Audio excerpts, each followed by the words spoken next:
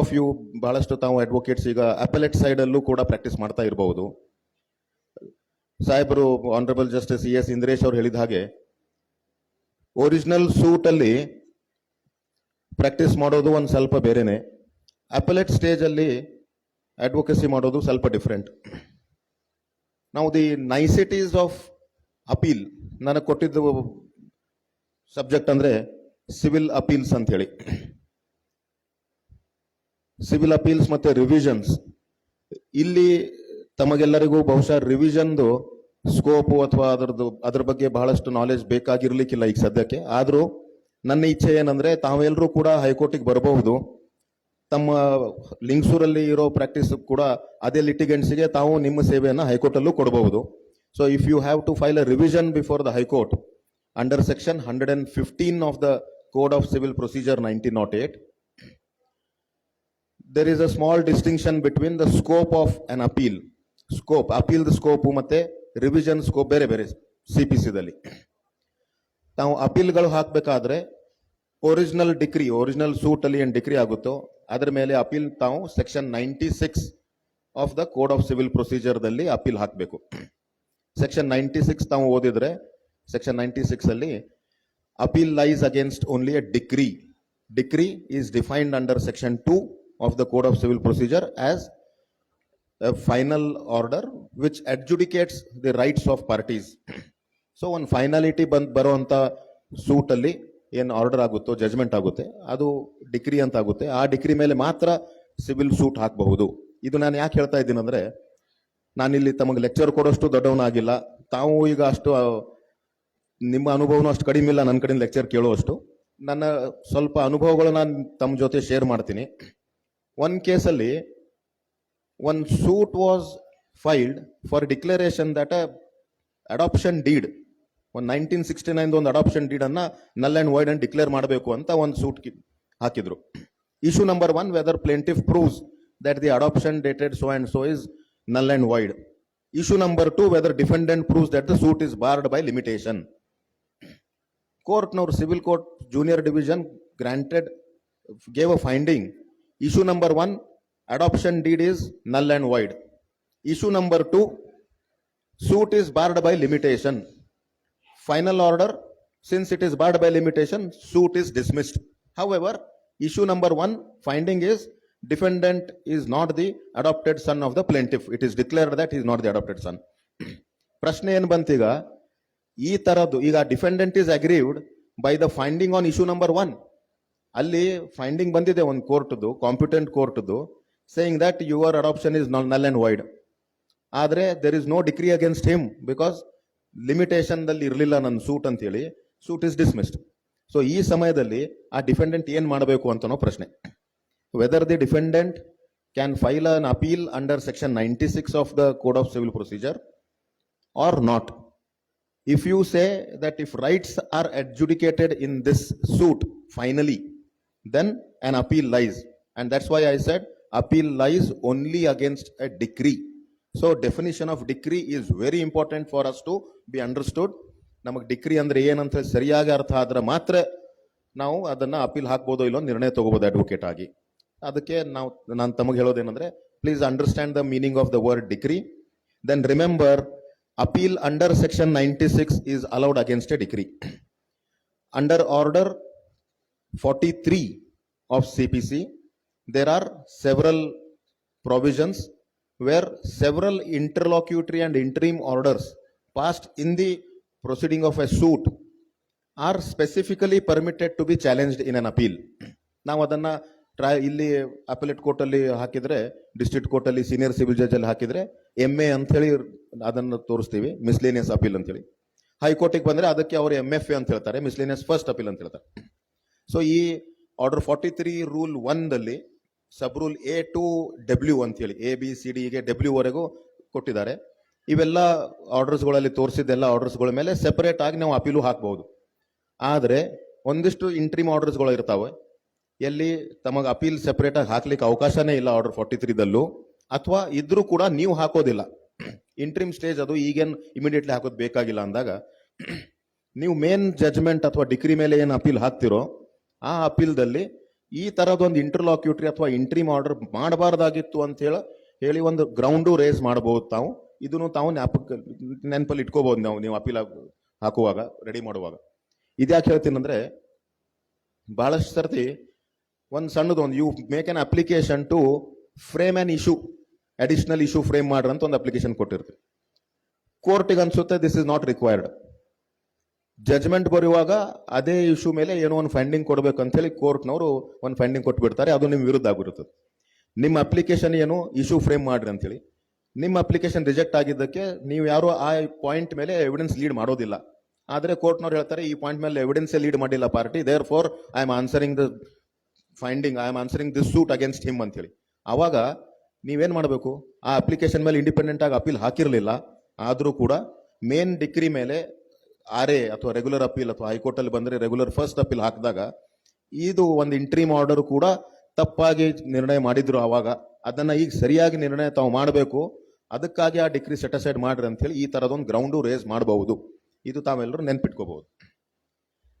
ಈ ತರದು order 43 rule 1A to R ನಾನೀಗ ಎಷ್ಟೆಲ್ಲ ಓದ್ಕೋತಾ ಹೋಗಿದ್ರೆ ತಾವು ಡೆಫಿನೆಟ್ಲಿ ಮಲಗಿ ಬಿಡ್ತೀರಿ. ಓದೋದೇನು ಬೇಡ, ತಾವು ಮನೆಗೆ ಹೋಗಿ ಆಮೇಲೆ A to R ದಲ್ಲಿ ಏನೇನಿದೆ ಅಂತ ಹೇಳಿ. ಅದ್ರಲ್ಲಿ ಒಂದು ಇಂಪಾರ್ಟೆಂಟ್ ಏನಂದ್ರೆ, of course temporary injunction application hello ಆದ್ರೆ ರಿಜೆಕ್ಟ್ ಆದ್ರೆ, ವೆಕೆಟಿಂಗ್ ಇಂಟ್ರೀಮ್ ಇಂಜಂಕ್ಷನ್ ಅಪ್ಲಿಕೇಶನ್ ಅಲೋ ಆದ್ರೆ ರಿಜೆಕ್ಟ್ ಆದ್ರೆ, ಅಥವಾ ಇಂಜಂಕ್ಷನ್ ಅನ್ನ ಟೆಂಪರರಿ ಇಂಜಂಕ್ಷನ್ ಯಾರಾದ್ರೂ ಡಿಸೋಬೇ ಮಾಡಿದಾರ ಅಂತ ಹೇಳಿ ತಾವು ಅಪ್ಲಿಕೇಶನ್ ಹಾಕಿದ ಮೇಲೆ ಆ ಅಪ್ಲಿಕೇಶನ್ ಮೇಲೆ ಏನಾದ್ರೂ ನಿರ್ಣಯ ಬಂದ್ರೆ ಸೆಪರೇಟ್ ಆಗಿ ಮಿಸ್ಲೇನಿಯಸ್ ಅಪೀಲ್ ಹಾಕ್ಬೋದು. ಇದು ಒಂದು ಡೈಲಿ ನಮಗೆ ಬರುವಂತ ಒಂದು ಸಂದರ್ಭದಲ್ಲಿ ನಾವು ಅಪೀಲ್ ಹಾಕ್ತಿವಿ. ಇದು ಬಿಟ್ರೆ ಒಂದು ಇಂಪಾರ್ಟೆಂಟ್ ಇದೆ, ನಾವು ಫಸ್ಟ್ ಅಪೀಲ್ ಹಾಕ್ತಿವಿ RA ಹಾಕಿದಾಗ ಅಲ್ಲಿ ಹೋಗಿ ನಾವು ಇದನ್ನ ರಿಮಾಂಡ್ ಮಾಡ್ರಿ ಟ್ರಯಲ್ ಕೋರ್ಟಿಗೆ ಅಂತ ಕೇಳ್ತೀವಿ. ರಿಮಾಂಡ್ ಆರ್ಡರ್ ಮಾಡೂ ಬಿಡ್ತಾರೆ ಕೋರ್ಟ್ನವ್ರು. ಹೌದು, ಯಾವುದೋ ಒಂದು ಇಶ್ಯೂ ಸರಿಯಾಗಿ ಫ್ರೇಮ್ ಮಾಡಿರಲಿಲ್ಲ, ಅದ್ರ ಮೇಲೆ ಫೈಂಡಿಂಗೇ ಸರಿಯಾಗಿರಲಿಲ್ಲ, ಎವಿಡೆನ್ಸು ಲೀಡ್ ಮಾಡಿರಲಿಲ್ಲ, ಪಾರ್ಟಿಗೆ ಒಂದು ಎವಿಡೆನ್ಸ್ ಲೀಡ್ ಮಾಡ್ಲಿಕ್ಕೆ ಅವಕಾಶ ಕೊಟ್ಟು ಟ್ರಯಲ್ ಕೋರ್ಟಿಗೆ ರಿಮಾಂಡ್ ಮಾಡಿ ಮತ್ತೊಮ್ಮೆ ನಿರ್ಣಯ ಕೊಡ್ಲಿಕ್ಕೆ ಅವಕಾಶ ಕೊಡೋಣ ಅಂತ ಹೇಳಿ ರಿಮಾಂಡ್ ಆರ್ಡರ್ ಪಾಸ್ ಮಾಡ್ತಾರೆ. ಈಗ ಯಾರೋ ಒಬ್ರು ಆ ರಿಮಾಂಡ್ ಆರ್ಡರ್ ಮೇಲೆನೆ ಬಾಧಿತರಾಗಿದ್ರಿದ್ದೆ ಅವ್ರು ಏನ್ ಮಾಡಬೇಕು ಅಂತ ಅನ್ನೋದು ಕೂಡ ತಾವು ಆರ್ಡರ್ 43 ರೂಲ್ 1U ಅಂತ ಒಂದು ಸಬ್ ರೂಲ್ ಇದೆ. ಆ ಸಬ್ ರೂಲ್ದಲ್ಲಿ order of remand passed by an appellate court in an appeal in an RA can also be separately challenged as an appeal against interlocutory order. So order of remand is not a final judgment. It is not a final decree. It is only an interlocutory order, and therefore against an order of remand, a miscellaneous appeal will lie obviously only to the High Court. ಇದು ಒಂದು ತಾವು ನೆನ್ಪಿಟ್ಕೋಬಹುದು. ಇದು ಬಿಟ್ರೆ receiver appointment application ಮೇಲೆ appeal ಇದೆ, ಇನ್ನು ತುಂಬಾ ಬಹಳಷ್ಟೆಲ್ಲ ಇದೆ. ಈಗ order 41 of CPC, this is the procedural aspect of how an appeal under section 96 can be filed before the appellate court. First ಅಲ್ಲಿ appellate court ತಮಗಾಗಿ ಒಂದು civil judge junior division court ಅಲ್ಲಿ ಒಂದು ಕೇಸ್ ನಿರ್ಣಯ ಆಗಿಬಿಟ್ರೆ ಮೇ ಬಿ ಅದರದ appeal first appeal senior civil ಜಡ್ಜಿಗೆ ಆಗ್ಬಹುದು. ಒಂದು if at all your suit is already filed before a court of senior civil judge where the valuation of the suit is more than 5 lakhs. But if the valuation is less than say 10 lakhs, 10 lakh ರೂಪಾಯಿಗೆ ನಾನು ಮೌಲ್ಯ ಕಡಿಮೆ ಇದ್ದಿದ್ದಂತ ದಾವೆ senior civil judge ಅಲ್ಲಿ ತಾವು ಹಾಕಿದ್ದಿದ್ರೆ ಅಂತ ದಾವೆ ಮೇಲೆ ಅಪೀಲ್ ಹಾಕಬೇಕಾದ್ರೆ ತಾವು ಇಲ್ಲೇ ಡಿಸ್ಟ್ರಿಕ್ಟ್ ಕೋರ್ಟಿಗೆ ಅಪೀಲ್ ಹಾಕಬೇಕು. 10 ಲಕ್ಷದಕ್ಕಿಂತ ಮೇಲೆ ಪಟ್ಟಿ ಇದ್ದಿದ್ದು ವ್ಯಾಲ್ಯೂಯೇಷನ್ ಇದ್ದಿದ್ದು ಸೂಟ್ ಅಲ್ಲಿ ಡಿಕ್ರಿ ಆದ್ರೆ ಅದು ಡೈರೆಕ್ಟ್ಲಿ ಹೈಕೋರ್ಟಿಗೆ ಬರೋದು. ಹೈಕೋರ್ಟ್ ಅಲ್ಲೂ ಕೂಡ 10 ಲಕ್ಷದಿಂದ 15 ಲಕ್ಷದವರೆಗೂ ವ್ಯಾಲ್ಯೂಯೇಷನ್ ಇದ್ರೆ ಸಿಂಗಲ್ ಜಡ್ಜ್ ಹತ್ರ ಅಪೀಲ್ ಬರುತ್ತೆ ಆರ್ಗ್ಯುಮೆಂಟಿಗೆ. 15 ಲಕ್ಷದಕ್ಕಿಂತ ಮೇಲ್ಪಟ್ಟಾಗಿದ್ರೆ ಅದು ಡಿವಿಷನ್ ಬೆಂಚ್ಗೆ ಡೈರೆಕ್ಟ್ ಅಪೀಲ್ ಹಿಯರಿಂಗ್ ಬರುತ್ತೆ. ಈಗ civil courts, Karnataka civil courts ಆಕ್ಟಿಗೆ ಒಂದು ಅಮೆಂಡ್ಮೆಂಟ್ ಜಾರಿಗೆ ಬರಬಹುದು. ಈಗ ಅದು ಜಾರಿಗೆ ಬಂದ್ರೆ ಸಿಚುವೇಶನ್ ಎಲ್ಲ ಚೇಂಜ್ ಆಗುತ್ತೆ ಈಗ. ಸೊ ಅದು ಚೇಂಜ್ ಆದ್ಮೇಲೆ ನಾನೇನು ಹೇಳ್ತಾ ಇದ್ದೀನಿ ಅದು ಸರಿಯಾಗಿರಲ್ಲ. ಈಗ ಸದ್ಯಕ್ಕಂತೂ ಅದು ಇನ್ನೂ ಜಾರಿಯಲ್ಲಿ ಬಂದಿಲ್ಲ ಅಂತ ಹೇಳಿ ಈ ತರದ್ದು ವ್ಯಾಲ್ಯೂಯೇಷನ್ ಇರುತ್ತೆ. ಸೊ ಸೀನಿಯರ್ ಸಿವಿಲ್ ಜಡ್ಜ್ ಅಲ್ಲಿ ತಾವು ಯಾರು ದಾವೆ ಹಾಕಿದಿರಿ ಅವರು ದಯಮಾಡಿ ನೆನ್ಪಿಟ್ಕೋಬೇಕು, ಅಲ್ಲಿ ಏನಾದರೂ ಸೂಟ್ ಡಿಕ್ರಿ ಆಯಿತು ಅದ್ರ ಮೇಲೆ ಅಪೀಲ್ ಹಾಕಬೇಕಾದ್ರೆ ವ್ಯಾಲ್ಯೂಯೇಷನ್ ನೋಡ್ಕೊಂಡ್ಬಿಟ್ಟು ಅಲ್ಲಿ ಡಿಸ್ಟ್ರಿಕ್ಟ್ ಜಡ್ಜಿಗೆ ಹಾಕಬೇಕು ಅಥವಾ ಹೈಕೋರ್ಟಿಗೆ ಬಂದು ಹಾಕ್ಬೇಕು ಅಪೀಲ್ ಅಂತೇಳಿ ತಿಳ್ಕೊಬೇಕು ತಾವು. ಇದರ ಜೊತೆನೆ ಇಲ್ಲಿಂದಿಲ್ಲ ಡಿಸ್ಟ್ರಿಕ್ಟ್ ಕೋರ್ಟಿಗೆ ಒಂದು ಅಪೀಲ್ ಹಾಕೋದು ಪ್ರಸಂಗ ಇದ್ರೆ ಲಿಮಿಟೇಷನ್ 30 ದಿವಸ ಮಾತ್ರ. ಹೈಕೋರ್ಟಿಗೆ ಹಾಕಬೇಕಾದ್ರೆ 90 ದಿವಸ ಲಿಮಿಟೇಷನ್. ಇದು ತಾವೆಲ್ಲರೂ ಒಂದು ತಲೆಯಲ್ಲಿ ಇಟ್ಕೊಂಡ್ಬಿಟ್ರೆ ಕ್ಲಾರಿಟಿ ಬರಲಿ ಅಂತೇಳಿ. ನನ್ನ ಹತ್ರ ತುಂಬಾ ತಾವೆಲ್ಲರೂ ನಾನು ಇವತ್ತೇನು ಅಷ್ಟೆಷ್ಟು ಸಿವಿಲ್ ಲಾ ಕಲ್ತಿದ್ದೀನಿ, ಅದು ಯಾಕಂದ್ರೆ ಈ ಬಾರದವರು ರಾಯಚೂರದವರು ಬಹಳಷ್ಟು ಇಲ್ಲಿಂದ ಜಿಲ್ಲಾದಲ್ಲಿ ಆ ತಾಲೂಕುಗಳಲ್ಲಿ ಪ್ರಾಕ್ಟೀಸ್ ಮಾಡೋ ವಕೀಲರು ನನ್ನ ಹತ್ರ ಬಂದು ಅವರು ಫೈಲ್ಸ್ ಅನ್ನ ನನಗೆ ಕೊಟ್ಟು ಹೈಕೋರ್ಟಲ್ಲಿ ಅಪೀಲ್ ಹಾಕ್ಲಿಕ್ಕೆ ಹೇಳಿದ್ದಕ್ಕೆ ಅವ್ರ ಜೊತೆ ಚರ್ಚೆ ಮಾಡಿಕೊಂಡು ನಾನು ಕಲ್ತಿದ್ದು. ಸೊ ಇವತ್ತು ನನಗೇನು ಅನಿಸ್ತಾ ಇದೆ ಅಂದ್ರೆ I am giving my own exam before the teachers ಅಂದಂಗೆ. ಸೊ ನೀವೇ ನನಗೆ ಬಂದು ಕಲಿಸಿದ್ದು ನಾನು ನಿಮಗೆ ಹೇಳ್ತಾ ಇದ್ದೀನಿ. ಸರಿಯಾಗಿ ಕಲ್ತಿರ್ಲಿಲ್ಲ ಅಂದ್ರೆ ಕ್ಷಮಿಸಬೇಕು, ಹೇಳಿಲ್ಲ ಅಂದ್ರೆ ಕ್ಷಮಿಸಬೇಕು. ಸೊ ಈ ತರದ ಕನ್ಫ್ಯೂಷನ್ಸ್ ತುಂಬಾ ವಕೀಲರಿಗೆ ಇಲ್ಲಿದೆ. ನಾವು ಅಪೀಲ್ ಹಾಕಬೇಕಾದ್ರೆ ಹೈಕೋರ್ಟಿಗೂ 30 ದಿವಸಲ್ಲೇ ಹಾಕಬೇಕು ಅನ್ನೋ ತಿಳ್ಕೊಂಡು ಡಿಲೇ ಆಗಿಬಿಟ್ಟಿದೆಲ್ಲ ಸರ್ ಏನು ಮಾಡಬೇಕು ಅಂತ ಕೇಳಿರ್ತಾರೆ. ಹಾಗಿಲ್ಲ, ಹೈಕೋರ್ಟಿಗೆ ರೆಗ್ಯುಲರ್ ಅಪೀಲ್ ಹಾಕಬೇಕಾದ್ರೆ 90 ದಿವಸ. ಸ್ಪೆಷಲ್ ಎನಾಕ್ಟ್ಮೆಂಟ್ಸ್ ಇರುತ್ತೆ. ಆ ಸ್ಪೆಷಲ್ ಎನಾಕ್ಟ್ಮೆಂಟ್ಸ್ ದಲ್ಲಿ ಅಲ್ಲಿ 30 ದಿವಸದಲ್ಲಿ ಅಪೀಲ್ ಹಾಕ್ಬೇಕು. ನೀವು ಹೈಕೋರ್ಟ್ ಅಲ್ಲಿ ಬರೆದಿದ್ರೆ ಮಾತ್ರ 30 ದಿವಸ, ಇಲ್ಲಾಂದ್ರೆ ರೆಗ್ಯುಲರ್ ಅಪೀಲ್ 90 ದಿವಸ ಹೈಕೋರ್ಟಿಗೆ ಬರಬೇಕಾದ್ರೆ. ಈಗ ತಾವು ಅಪೀಲ್ದಲ್ಲಿ ಸಾಹೇಬರು ಎಲ್ಲ ವಿಸ್ತಾರವಾಗಿ ಹೇಳಿದ್ರು, ಪ್ಲೀಡಿಂಗ್ ಹೆಂಗಿರಬೇಕು, ಡ್ರಾಫ್ಟಿಂಗ್ ಹೆಂಗಿರಬೇಕು ಅಂತೇಳಿ. ಈಗ ಅಪೀಲ್ ಮೆಮೊರಾಂಡಮ್ ತಾವು ರೆಡಿ ಮಾಡಿ ಹಾಕುವಾಗ ಅಪೀಲ್ದಲ್ಲಿ ಗ್ರೌಂಡ್ಸ್ ಹೇಗಿರಬೇಕು ಇದು ಬಹಳ ಇಂಪಾರ್ಟೆಂಟ್. ಮತ್ತೆ ನಮ್ಮ ವಕೀಲರಿಗಾಗಿ ಕಕ್ಷಿದಾರರಿಗೂ ಸಹಿ ಅಪೀಲ್ ಹಾಕಿದ ಮೇಲೆ ಎಲ್ಲರಿಗಿಂತ ಇಂಪಾರ್ಟೆಂಟ್ ಅಂದ್ರೆ ಸ್ಟೇ ಹೆಂಗ್ ತಗೋಬೇಕು ಅಂತನೋದು, ಸ್ಟೇ ಅಪ್ಲಿಕೇಶನ್ ಹೆಂಗ್ ಡ್ರಾಫ್ಟ್ ಮಾಡಬೇಕು ಅಂತನೋದು. ಸ್ಟೇ ಹೆಂಗ್ ತಗೋಬೇಕಂದ್ರೆ ಆರ್ಡರ್ ಹೆಂಗ್ ಮಾಡಿಸ್ಕೋಬೇಕಂತಿಲ್ಲ, ಸ್ಟೇ ಅಪ್ಲಿಕೇಶನ್ ಹೆಂಗ್ ಡ್ರಾಫ್ಟ್ ಮಾಡಬೇಕು ಅಂತ ಅನ್ನೋದು ಅದು ಕ್ಲಿಯರ್ ಆಗಿರಲಿ. ಆರ್ಡರ್ 41 ಇದು ಅಪೀಲ್ಸ್ಗಳಿಗೆ ಪ್ರೊಸೀಜರ್ ಎಕ್ಸ್ಪ್ಲೇನ್ ಮಾಡುತ್ತೆ. ಇದರ ಮೇಲೆ ಇಲ್ಲಿ ಅಪೆಲೇಟ್ ಕೋರ್ಟ್ ಡಿಸ್ಟ್ರಿಕ್ಟ್ ಜಡ್ಜ್ ವರೆಗೂ ಅಪೀಲ್ದಲ್ಲೇ ಫಸ್ಟ್ ಅಪೀಲೇ ಡಿಸೈಡ್ ಆಗಿದ್ದಿದ್ರೆ ಅದ್ರ ಮೇಲೆ ನೀವು ಸೆಕೆಂಡ್ ಅಪೀಲ್ ಹಾಕಬೇಕಾದ್ರೆ ಹೈಕೋರ್ಟಿಗೆ ಅದು ಸೆಕ್ಷನ್ 100 ಅಲ್ಲಿ ಸಬ್ಸ್ಟಾನ್ಷಿಯಲ್ ಕ್ವೆಶನ್ ಆಫ್ ಲಾ ಇದ್ರೆ ಮಾತ್ರ ಅಲ್ಲಿ ಹೈಕೋರ್ಟಿಗೆ ಸೆಕೆಂಡ್ ಅಪೀಲ್ ಹಾಕೋದು. ಸೆಕೆಂಡ್ ಅಪೀಲ್ ಹಾಕಬೇಕಾದ್ರೂ ಆರ್ಡರ್ 42 ಅಂತ ಅನ್ನೋದು ಒಂದು ಪ್ರೊವಿಷನ್ ಇದೆ. ಆ 42 ದಲ್ಲಿ ಪ್ರೊಸೀಜರ್ ಹೇಳ್ತಾರೆ.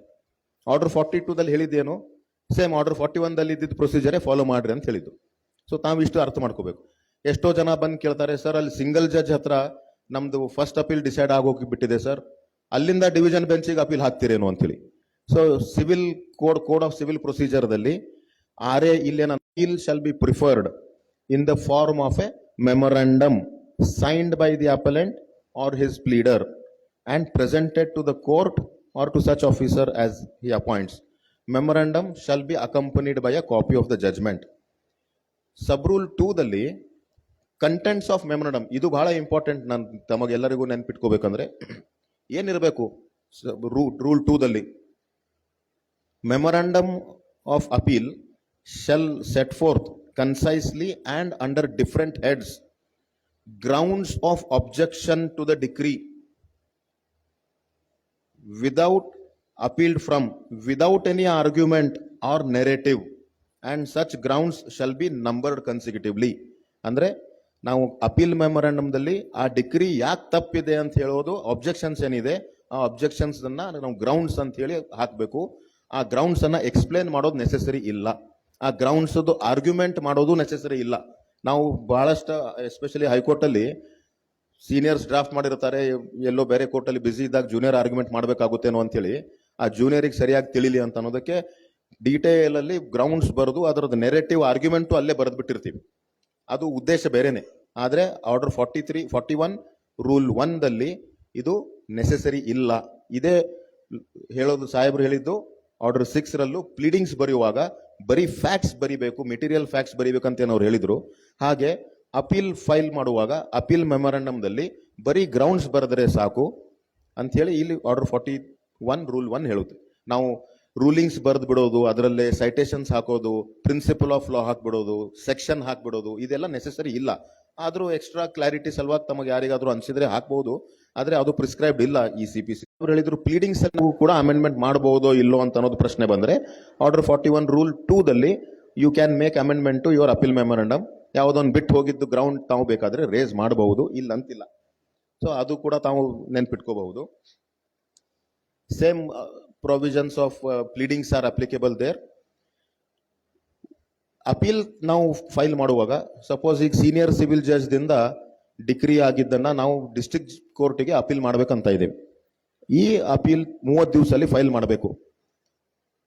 30 ದಿವಸ ಬದಲಿ ನಾವು 40 ದಿವಸ ಆಗ್ಬಿಡುತ್ತೆ. ನಮಗೆ 40 ಡೇಸ್ ಡಿಲೇ ಆಫ್ 10 ಡೇಸ್, 10 ದಿವಸ ಡಿಲೇ ಇದ್ದಾಗ ಏನ್ ಮಾಡ್ಬೇಕು ನಾವು? ಅಪೀಲ್ ಮೆಮೊರಾಂಡಮ್ ಜೊತೆ ಒಂದು ಅಪ್ಲಿಕೇಶನ್ ಕಂಪಲ್ಸರಿ ಮ್ಯಾಂಡೇಟರಿಲಿ ಹಾಕಲೇಬೇಕು. ಆ ಅಪ್ಲಿಕೇಶನ್ ನಲ್ಲಿ ನಾವು ರಿಕ್ವೆಸ್ಟ್ ಮಾಡಬೇಕು ಕೋರ್ಟಿಗೆ, ಏನಂದ್ರೆ 10 ದಿವಸದ ವಿಳಂಬ ಆಗಿದೆ ಅದನ್ನ ಮನ್ನಾ ಮಾಡಿ ಅಂತ ಈ ಅಪ್ಲಿಕೇಶನ್ ಹಾಕಲೇಬೇಕು. ತಾವು ಈ ಅಪ್ಲಿಕೇಶನ್ ಹಾಕಿಲ್ಲ ಅಂದ್ರೆ ಆ ಅಪೀಲ್ ಮೆಮೊರಂಡಮ್ ಕರೆಕ್ಟ್ ಆಗಿ ಫೈಲ್ ಮಾಡ್ದಂಗೆ ಆಗೋಲ್ಲ ಅಂಥೇಳಿ ಆರ್ಡರ್ 43 ರೂಲ್ 3A ಅಂತನೋ ಪ್ರಾವಿಷನ್ ಹೇಳುತ್ತೆ.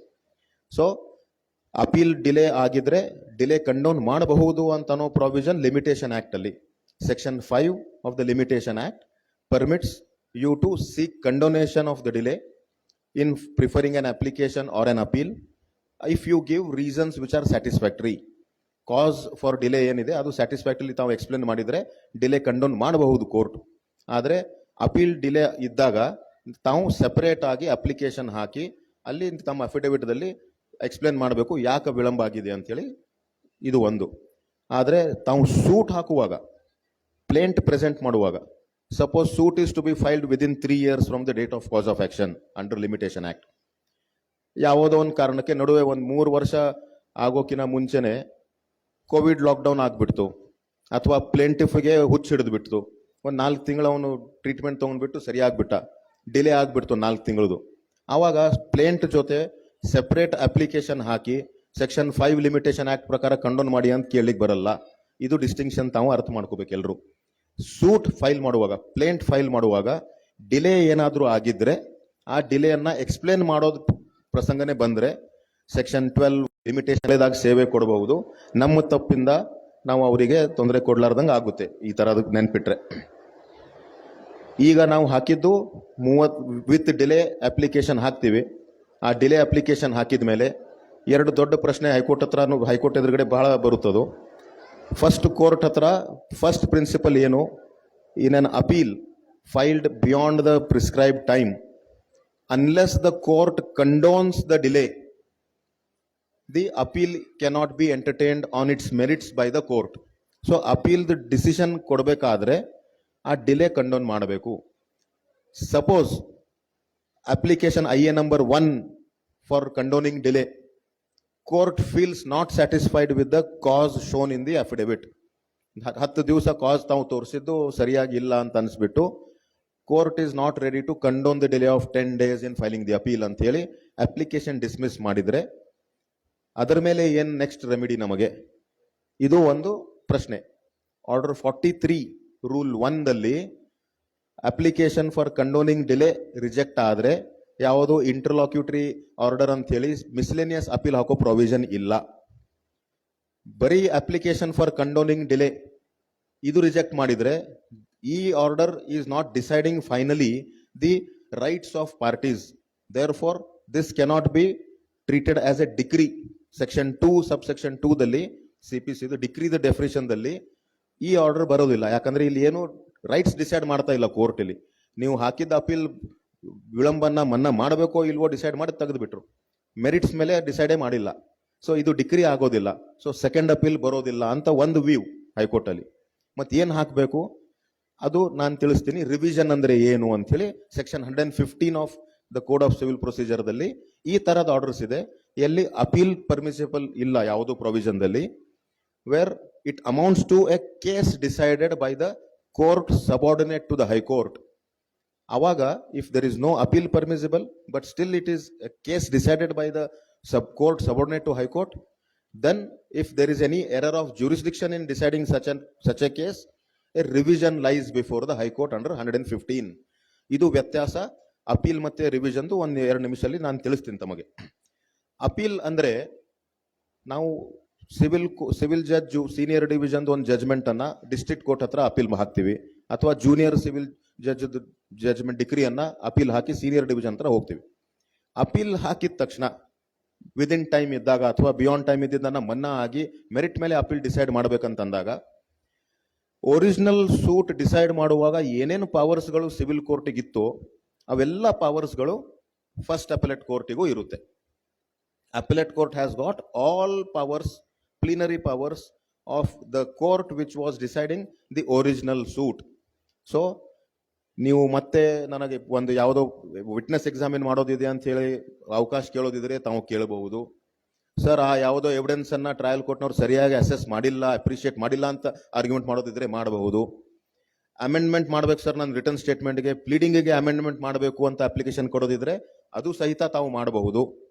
ತಾವು ಬರೀ ರಿಕ್ವೆಸ್ಟೇ ಮಾಡಬಹುದು, ಪರ್ಮಿಷನ್ ಮಾತ್ರ ಕೋರ್ಟ್ ಕೊಡಬೇಕು. ಇಷ್ಟೆಲ್ಲ ಅಪ್ಲಿಕೇಶನ್ಸ್ ಹಾಕೋ ಪರ್ಮಿಸಿಬಿಲಿಟಿ ಆರ್ಡರ್ 41 ಇದೆ.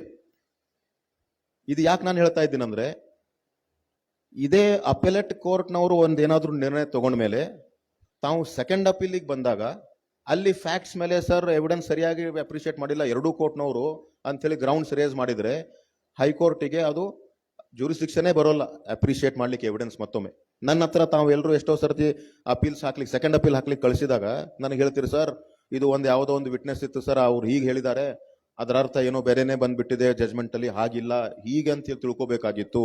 ಇದು ತಾವು ವಾದ ಮಾಡಿ ಹೈಕೋರ್ಟ್ ಅಲ್ಲಿ ಪ್ರಾವಿಷನೇ ಇಲ್ಲ. ಸೆಕ್ಷನ್ 100 ಅಲ್ಲಿ ನಾನು ಸೆಕೆಂಡ್ ಅಪೀಲ್ ಹಾಕಿದಾಗ ಸರ್ ಎವಿಡೆನ್ಸ್ ಸರಿಯಾಗಿ ಅರ್ಥ ಮಾಡ್ಕೊಂಡಿಲ್ಲ ಎರಡೂ ಕೋರ್ಟ್ನವ್ರು ಅಂತ ಹೇಳಿದ್ರೆ ಹೈಕೋರ್ಟ್ನವರು ನಮಗೇನು ಸಂಬಂಧ ಇಲ್ಲ ಅಂತ ಹೇಳ್ತಾರೆ.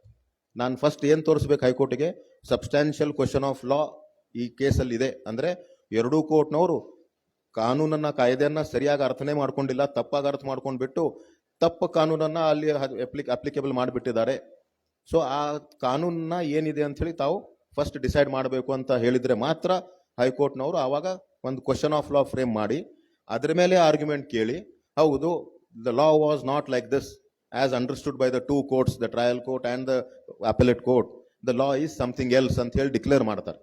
Once it declares that the law is something else, then under section 103 of the Code of Civil Procedure, while applying that law to the facts of the case, the High Court will then appreciate the entire evidence once again. But until the question of law is answered, there is no question of once again appreciating the evidence by the High Court. ಆದರೆ ಇಲ್ಲಿ ತಾವುಗಳೆಲ್ಲ ತಮ್ಮ judge ಹತ್ರ ಇಲ್ಲಿ appellate court ಹತ್ರ ತಾವು ಬಂದು as of right ತಾವು ಹೇಳ್ಬಹುದು ಸರ್ ತಾವು ಬರೇ ಟ್ರಯಲ್ ಕೋರ್ಟ್ ಜಜ್ಮೆಂಟ್ ಅನ್ನ ಓದ್ಬಿಟ್ಟು ಎಲ್ಲ ಸರಿಯಾಗಿ ಕಾಣಿಸ್ತಾ ಇದೆಯಲ್ಲ ಅದಕ್ಕೆ ಐ ವಿಲ್ ಅಫರ್ಮ್ ಇಟ್ ಅಂತ ಹೇಳೋದಿಲ್ಲ ಸರ್. ಆ ಜಜ್ಮೆಂಟ್ ಅನ್ನ ಬಿಟ್ಟು ನಮ್ದು ಎವಿಡೆನ್ಸ್ ಎಲ್ಲ ಪ್ಲೆಂಟಿಫ್ ಎವಿಡೆನ್ಸ್ ಏನು, ಡಿಫೆಂಡೆಂಟ್ ಎವಿಡೆನ್ಸ್ ಏನು, ಪ್ಲೀಡಿಂಗ್ಸ್ ಏನು, ಇಶ್ಯೂಸ್ ಏನಿದ್ದು ಇದೆಲ್ಲ ಸರಿಯಾಗಿ ನಾವು ತಾವು ನೋಡ್ಕೋಬಹುದು ಅಂತ ಹೇಳ್ಬೋದು. ನಾವು ಮೇ ಬಿ ನೀವು ಒಂದು ಪಾಯಿಂಟ್ ಔಟ್ ಮಾಡ್ತೀರಿ ಸರ್ ಒಂದು part of evidence is led by the party but there is no foundation in the pleading at all. ಪ್ಲೀಡಿಂಗೇ ಇಲ್ಲ ಆದ್ರೂ ಎವಿಡೆನ್ಸ್ ಮಾಡಿಬಿಟ್ಟಿರ್ತೀವಿ. ಟ್ರಯಲ್ ಕೋರ್ಟ್ ಕೂಡ ಎವಿಡೆನ್ಸ್ ಆಗಿದೆಯಲ್ಲ ಅಂತ ಹೇಳಿ ಅದನ್ನ ಗಣನೆಯಲ್ಲಿ ತಗೊಂಡ್ಬಿಟ್ಟು ಒಂದು ಯಾವುದೋ ಜಜ್ಮೆಂಟ್ ಬರೆದಿರುತ್ತೆ. ತಾವು ಹೇಳ್ಬೋದು ಇಲ್ಲ ಸರ್ ಆ ಪ್ಲೀಡಿಂಗ್ ಇಲ್ದೇನೆ ಎವಿಡೆನ್ಸ್ ಅನ್ನು ನೋಡಬಾರ್ದಾಗಿತ್ತು, ತಾವು ಮತ್ತೊಮ್ಮೆ ಅದು ಪ್ಲೀಡಿಂಗ್ ಇಲ್ಲ ಅಂತ ಹೇಳಿ ಇಷ್ಟು ಎವಿಡೆನ್ಸ್ ನೋಡದೇನೆ ಹೊಸದಾಗಿ ಜಜ್ಮೆಂಟ್ ಬರೀಬಹುದು ಅಂತ ಹೇಳ್ಬೋದು. ಇಶ್ಯೂಸ್ ಫ್ರೇಮ್ ಮಾಡಿದಾಗ ತಾವು ಹೇಳ್ಬೋದು ಸರ್ ಒಂದು ಇಶ್ಯೂದಲ್ಲಿ ರಾಂಗ್ ಆಗಿ ಬರ್ಡನ್ ಡಿಫೆಂಡೆಂಟ್ ಮೇಲೆ ಕಾಸ್ಟ್ ಮಾಡಿದ್ದಾರೆ ಟ್ರಯಲ್ ಕೋರ್ಟ್ ಅಲ್ಲಿ, and that has caused substantial injustice to me, that has misdirected the court in answering the issue, that has misled the parties in leading the evidence. Issues ಪ್ರಶ್ನೆ ಬಂದಾಗ ಸಾಹೇಬ್ರು ಹೇಳಿದ್ರು wrong framing of issue is not a ground. ಎರಡೂ parties ಗೊತ್ತು ಏನ್ ಇದರಲ್ಲಿ issue ಇದೆ ಅಂತ ಹೇಳಿ ಎರಡೂ ಪಾರ್ಟಿ ತಿಳ್ಕೊಂಡ್ಬಿಟ್ಟು ಕೋರ್ಟ್ ಅಲ್ಲಿ ಎವಿಡೆನ್ಸ್ ಲೀಡ್ ಮಾಡ್ತಾರೆ. ಆ ಅಂತ ಸಂದರ್ಭದಲ್ಲಿ ಸರಿಯಾಗಿ ಇಶ್ಯೂ ಫ್ರೇಮ್ ಮಾಡಿಲ್ಲ ಅಂತಂದು ಒಂದೇ ಒಂದು ಕಾರಣಕ್ಕಾಗಿ ಜಜ್ಮೆಂಟ್ ಸೆಟ್ ಅಸೈಡ್ ಮಾಡಬಾರದು, ಇದು ನಿಜ. ಆದರೆ ಒಮ್ಮೊಮ್ಮೆ ಯಾವುದೋ ತಪ್ಪಾಗಿ ಇರೋದು ಇಶ್ಯೂ ಅನ್ನ ಫ್ರೇಮ್ ಮಾಡಿ ಅಥವಾ ಸರಿಯಾಗಿರೋ ಇಶ್ಯೂ ಫ್ರೇಮ್ ಮಾಡದೇ ಇದ್ದು ಅದರಿಂದ ಪಾರ್ಟಿಗಳಿಗೆ ಒಂದು ಮಿಸ್ಲೀಡ್ ಆಗುತ್ತೆ. ಪಾರ್ಟಿಗಳಿಗೆ ಗೊತ್ತಾಗಲ್ಲ ಈ ತರದ ಎವಿಡೆನ್ಸ್ ಲೀಡ್ ಮಾಡಬಹುದಾಗಿತ್ತೋ ಅಥವಾ ಇಲ್ವೋ ಅಂತ ಗೊತ್ತೇ ಆಗಲ್ಲ. ಹಂಗೇನಾದ್ರೂ ಇದೆ ಅಂತ ಹೇಳಿ ನಾವು ಪ್ರೂವ್ ಮಾಡಿದ್ರೆ, if wrong framing of issue or non framing of issue has misled the parties in leading their evidence and consequently there is prejudice cause to the party, or non-framing of an issue has misdirected the court itself in answering the entire conclusion. ಹಂಗಿದಾಗ there are many times where ಏನೋ ಒಂದು ತಪ್ಪಾಗಿ ಸಾಹೇಬ್ರು ಒಂದು example ಕೊಟ್ಟರು, suit for perpetual injunction, ಬರೀ injunction. Issue number 1 whether plaintiff proves the title to the property or not. ನಾನು ಒಂದು ಕೇಸಲ್ಲಿ ಆರ್ಗ್ಯುಮೆಂಟ್ ಮಾಡಿದಾಗ suit for bare injunction, plaintiff ಬಂದು ಹೇಳ್ತಾರೆ I am the adopted son of so and so, defendant ಬಂದು no he is not the adopted son of so and so, in fact the owner was Mr. so and so, he executed a will in my favor ಅಂತ ಹೇಳಿರ್ತಾರೆ. Issues ಏನಂದ್ರೆ whether plaintiff proves adoption, issue number 2 whether defendant proves will, issue number 3 who is the owner of the property, issue number 4 possession, issue number 5 interference. ಇಷ್ಟು issues ಫ್ರೇಮೇ ಆಗಬಾರ್ದು suit for injunction ದಲ್ಲಿ ಅಂತೇಳಿ. So ಇಂಥ ಸಮಯದಲ್ಲಿ ಏನಾಯ್ತು, ಕೋರ್ಟ್ನವರು ತಮಗೆ ಒಂದು ತಪ್ಪು ಪ್ರಶ್ನೆ ಕೇಳಿ ಡೈರೆಕ್ಷನ್ ತಪ್ಪಿದ್ರು. ಏನಂತ ಹೇಳಿ ಪೊಸೆಷನ್ ದಲ್ಲಿ ಯಾರಿದ್ದಾರೆ ಅಂತ ನೋಡೋ ಬದ್ಲಿ ಅಡಾಪ್ಟೆಡ್ ಸನ್ ಇದೆಯಾ ಇಲ್ಲ ನೀನು, ವಿಲ್ ಇದೆಯಾ ಇಲ್ಲ ನಿನ್ನ ಹತ್ರ ಅಂತ ನೋಡ್ತಾ ಹೋಗ್ಬಿಟ್ರು. ಅದರಿಂದ ಕಂಪ್ಲೀಟ್ ಆಗಿ ಕನ್ಫ್ಯೂಸ್ಡ್ ಆಗ್ಬಿಟ್ರು, ಕನ್ಕ್ಲೂಷನ್ ತಪ್ಪಾಗಿ ಬಂತು ಅಂತ ಈ ತರ ತಾವು ಆರ್ಗ್ಯುಮೆಂಟ್ ಮಾಡಬಹುದು. ಈ ತರದ ಆರ್ಗ್ಯುಮೆಂಟ್ ಮಾಡಿದ್ರೆ ಅಪೆಲೇಟ್ ಕೋರ್ಟ್ನವ್ರು ಹೇಳ್ತಾರೆ framing of an issue is wrong and that has misled the parties in leading evidence, that has misdirected the court in coming to a right conclusion, therefore the judgment has caused prejudice, it is set aside, ಮತ್ತೆ fresh ಆಗಿ ಮಾಡ್ಬೋದು. So this is how ಈ ತರ ತಾವೆಲ್ಲರೂ appeal argument ಮಾಡುವಾಗ ಇವೆಲ್ಲ ತಲೆಯಲ್ಲಿ ಇಟ್ಕೋಬಹುದು. ತಾವು ಪಾರ್ಟೀಸಿಗೆ ಸರಿಯಾಗಿ ಅಸಿಸ್ಟ್ ಮಾಡಬಹುದು. ಎಷ್ಟೋ ಬಾರಿ ನಾವು ಬಂದು ಆರ್ಡರ್ 26 ದಲ್ಲಿ ಅಪ್ಲಿಕೇಶನ್ ಹಾಕ್ತಿವಿ, ಕಮಿಷನರ್ ಅಪಾಯಿಂಟ್ ಮಾಡಬೇಕಾಗಿತ್ತು ಅಂತ. ನನ್ನ ವೈಯಕ್ತಿಕ ಮತ ಅಂದ್ರೆ ಕಮಿಷನರ್ ಅಪಾಯಿಂಟ್ ಮಾಡಬಹುದೋ ಇಲ್ವೋ ಇದು ಕೋರ್ಟ್ದು ಡ್ಯೂಟಿ. ಅಂದ್ರೆ ಕೋರ್ಟಿಗೆ ಅನಿಸ್ಬೇಕು, ಕೋರ್ಟ್ ಎದುರುಗಡೆ ಬಂದಿದ್ದು ಏನು ಎವಿಡೆನ್ಸ್ ಇದೆ, ಓರಲ್ ಎವಿಡೆನ್ಸು, ಡಾಕ್ಯುಮೆಂಟರಿ ಎವಿಡೆನ್ಸು, ಇದೆಲ್ಲ ನೋಡಿದ ಮೇಲೂ ಕೂಡ ಸ್ಪಾಟ್ ಮೇಲೆ ಹೆಂಗಿರಬಹುದು ಅಂತ ಅನ್ನೋದು ಸ್ವಲ್ಪ ಕನ್ಫ್ಯೂಷನ್. ಮತ್ತೆ ಆ ಎಷ್ಟೇ ನೀವು ಎವಿಡೆನ್ಸ್ ಲೀಡ್ ಮಾಡಿದ್ರು ಕೂಡ ಆ ಸ್ಪಾಟ್ ಮೇಲೆ ಇದ್ದಿದ್ದು ಕನ್ಫ್ಯೂಷನ್ ಕ್ಲಿಯರ್ ಆಗೋದಿಲ್ಲ ಅಂತ ನಿರ್ಣಯ ಬಂದ್ರೆ ಅವಾಗ ಕೋರ್ಟ್ನವ್ರಿಗೆ 2 ಆಪ್ಷನ್ ಇದೆ. ಒಂದು, ಪ್ರಿಸೈಡಿಂಗ್ ಆಫೀಸರ್ ಖುದ್ದಾಗಿ ಅವರೇ ಹೋಗಬಹುದು, ಹೋಗಿ ತಾವೇ ಅಲ್ಲಿ ಸ್ಪಾಟ್ ಇನ್ಸ್ಪೆಕ್ಷನ್ ಮಾಡ್ಕೊಂಡು ನೋಡ್ಕೊಂಡು ಬರಬಹುದು. ಇದೊಂದು ಪ್ರೊವಿಷನ್ ಇದೆ ಆರ್ಡರ್ 26 ಅಲ್ಲಿ. ಆದ್ರೆ ಈ ತರದ ಅಪ್ಲಿಕೇಶನ್ ಹಾಕ್ಬೇಡ್ರಿ, ಇದು ನನ್ನ ಪರ್ಸನಲ್ ರಿಕ್ವೆಸ್ಟ್ ಕೂಡ. ಇಲ್ಲ ಎವ್ರಿ ಡೇ ನೀವು ಪ್ರತಿಯೊಂದು ಸೂಟಲ್ಲಿ presiding officer shall come and visit the spot ಅಂತ ಹೇಳಿದ್ರೆ ಅವ್ರ ಕೆಲಸ ಯಾವಾಗ ಮಾಡ್ಬೇಕು, ಬೇರೆದೆಲ್ಲ ಬಹಳ ಎಕ್ಸ್ಟ್ರೀಮ್ ರೇರ್ ಸರ್ಕಮ್ಸ್ಟಾನ್ಸ್ ಅಲ್ಲಿ. ಅದಕ್ಕೆ ಪ್ರತಿ ಕೇಸಲ್ಲಿ presiding officer cannot move to the spot. Therefore court what it does is, if it is required then it will appoint a court commissioner. A court commissioner will become the officer of the court. ಅವರು ಅಲ್ಲಿ ಹೋಗಿ ಏನೋ ಒಂದು memo of instructions ತಾವೇನು ಕೊಟ್ಟಿರ್ತಿರೋ ಅದ್ರ ಪ್ರಕಾರ ಹೋಗಿ measurement ಆಗಲಿ, ಟೋಪೋಗ್ರಫಿ ಆಫ್ ದ ಲ್ಯಾಂಡ್ ಅಥವಾ any whatever required boundaries ಆಗಲಿ ನೋಡ್ಕೊಂಡು ಬರ್ತಾರೆ. ಒಂದು fundamental thing is, commissioner cannot be appointed to record evidence, to collect evidence on behalf of a party. It is only for the purpose of elucidating the clarity. ಅಲ್ಲಿ ಏನಾದರೂ confusion ಇದ್ರೆ, court ತಲೆಯಲ್ಲಿ confusion ಇದ್ರೆ ಅದನ್ನ clear ಮಾಡ್ಲಿಕ್ಕೆ ಅಂತ ಹೇಳಿ ಉಪಯೋಗ ಮಾಡಬೇಕು ಹೊರತು ನಿಮಗೇನೋ ಸರ್ ನನಗೆ ಅಲ್ಲಿ ಒಂದು ಸ್ಪಾಟ್ ಮೇಲೆ ನಾನು ಪೊಸೆಷನ್ದಲ್ಲಿ ಇದ್ದೀನಿ, ಅದಕ್ಕೆ ಯಾವುದು ಡಾಕ್ಯುಮೆಂಟ್ ಇಲ್ಲ, ಯಾರು ಬಂದು ನನಗೆ ಸಪೋರ್ಟ್ ಮಾಡ್ತಾ ಇಲ್ಲ ವಿಟ್ನೆಸ್ ಅಂತ ಹೇಳಿ ಎವಿಡೆನ್ಸ್ ಕೊಡ್ಲಿಕ್ಕೆ, ಅದಕ್ಕೊಂದು ಕಮಿಷನರ್ ಅಪಾಯಿಂಟ್ ಬಿಟ್ಟು ನೋಡ್ಬಿಡ್ರಿ ಅಂತಂದ್ರೆ ಆ ತರದ್ದು ಅಪ್ಲಿಕೇಶನ್ ಎಂಟರ್ಟೈನ್ ಮಾಡ್ಲಿಕ್ಕೆ ಬರಲ್ಲ. ಇದು ಬಹಳಷ್ಟು ಕೇಸಸ್ ಅಲ್ಲಿ ಹೈಕೋರ್ಟ್ನವರು, ಸುಪ್ರೀಂ ಕೋರ್ಟ್ನವರು ಹೇಳಿದ್ದಾರೆ. ಆದ್ರೆ ಇಲ್ಲಿ ಈ ಸಂದರ್ಭದಲ್ಲಿ ಹೇಳೋದೇನಂದ್ರೆ, ತಾವು ಅಪೀಲ್ ಹಾಕಿದಾಗ ಅಲ್ಲಿ ಕೂಡ ತಾವು ಫಸ್ಟ್ ಟೈಮ್ ಆರ್ಡರ್ 26 ಅಪ್ಲಿಕೇಶನ್ ಹಾಕಬಹುದು.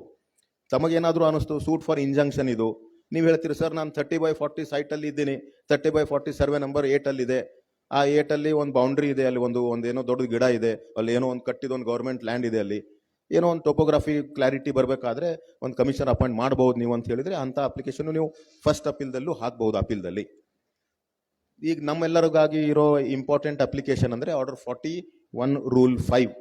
ತಾವು ಅಪೀಲ್ ಹಾಕಿದ್ರೆ ಪೇಪರ್ ಬುಕ್ ರೆಡಿ ಆಗಿ ರೆಕಾರ್ಡ್ಸ್, ಟ್ರಯಲ್ ಕೋರ್ಟ್ ರೆಕಾರ್ಡ್ಸ್ ಬಂದು ಫೈನಲ್ ಆರ್ಗ್ಯುಮೆಂಟಿಗೆ ಬರಬೇಕಾದ್ರೆ ಒಂದು 6 months 3 months ಏನೋ ಆಗ್ಬಹುದು. ಸೊ ಅವಾಗಿನವರೆಗೂ ಸ್ಟೇ ತಮಗ್ ಬೇಕು. ಆ ಜಜ್ಮೆಂಟ್ ಒಂದು ಹೊತ್ತಿಗೆ ಒಂದು ಡಿಗ್ರಿ ಆಗಿತ್ತು, let us assume there is a decree for declaration, decree for recovery of money, partition, ಯಾವುದೋ ಒಂದು ಇಂಜಂಕ್ಷನ್ ಡಿಗ್ರಿ ಆಗಿದೆ.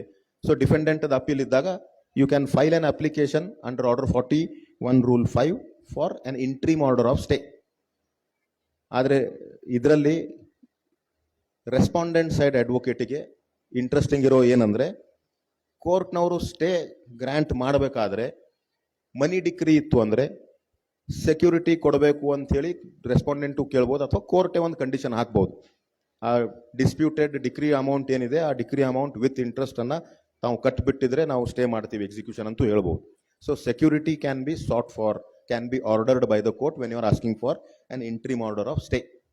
ಸ್ಟೇ ಯಾಕೆ ಬೇಕು, ಸ್ಟೇ ಅಪ್ಲಿಕೇಶನ್ ದಲ್ಲಿ ಏನೇನು ತಾವು ಅಫಿಡವಿಟ್ ಅಲ್ಲಿ ಇಂಗ್ರೀಡಿಯೆಂಟ್ಸ್ ಹಾಕಬೇಕು, ಇದೆಲ್ಲ ತಾವು ತಿಳ್ಕೋಬೇಕಾದ್ರೆ general understanding why an interim order is granted, be it an injunction order, temporary injunction, or an order of status quo after defining what is the status, or an order of stay. The 2 grounds ನಾವು ಅದರಲ್ಲಿ ಬರಿಬೇಕಾಗಿದ್ದು, like in an application for temporary injunction, prima facie case ಇದೆ ನಮ್ದು, ಒಂದು strong case ಇದೆ ನಮ್ದು ಅಂತ ಹೇಳೋದು, ಇರ್ರೆಪರಬಲ್ ಇಂಜುರಿ ಆಗುತ್ತೆ ನಮಗೆ ನೀವು ಇಂಜಂಕ್ಷನ್ ಕೊಟ್ಟಿಲ್ಲ ಅಂತ ತೋರಿಸೋದು, ಬ್ಯಾಲೆನ್ಸ್ ಆಫ್ ಕನ್ವಿನಿಯನ್ಸ್ ನಮ್ಮ ಕಡೆ ಇದೆ, ಇಂಜಂಕ್ಷನ್ ಕೊಟ್ಬಿಟ್ರೆ ಅವ್ರಿಗೇನು ಹಾನಿ ಆಗೋದಿಲ್ಲ, ಕೊಟ್ರೆ ನನಗೆ ಹೆಚ್ಚಿಗೆ ಹಾನಿ ಆಗಬಹುದು ಇಲ್ವೋ ಅಂತನೋ ಈ ವಿಷಯಗಳು ಹೇಗೆ ಬರೀತಿರೋ ಅದೇ ತರದ್ದು ಸ್ಟೇ ಅಪ್ಲಿಕೇಶನ್ ಅಫಿಡವಿಟ್ ಅಲ್ಲೂ ಕೂಡ ಡೀಟೇಲ್ ಆಗಿ ತಾವು ಬರಿಬೇಕು. ಡಿಕ್ರಿ ಎಕ್ಸಿಕ್ಯೂಟ್ ಮಾಡ್ಲಿಕ್ಕೆ ಹಾಗೆ ಬಿಟ್ಬಿಟ್ರೆ ಏನ್ ತೊಂದರೆ ಆಗಬಹುದು, ಆ ಎಕ್ಸಿಕ್ಯೂಷನ್ ಕಂಪ್ಲೀಟ್ ಆಗ್ಬಿಡ್ತು ಅಂದ್ರೆ ನಾಳೆ ನಿಮ್ಮ ಅಪೀಲ್ ಅಲೌ ಆಗ್ಬಿಟ್ರೆ ಒಂದು ಸಿಚುವೇಶನ್ ಹಿಂಗ್ ಬರುತ್ತೆ, ಇರ್ರಿವರ್ಸಿಬಲ್ ಸಿಚುವೇಶನ್ ಆಗುವಂತ ಪರಿಸ್ಥಿತಿ ಇರಬಹುದು ಅಂತ ಹೇಳಿ ತಾವು ಅದೆಲ್ಲ ಎಕ್ಸ್ಪ್ಲೇನ್ ಮಾಡ್ಬೇಕಲ್ಲಿ. ಸ್ಟೇ ನಿಮ್ದು ಅಧಿಕಾರ ಇಲ್ಲ, stay is after all A discretion of the court.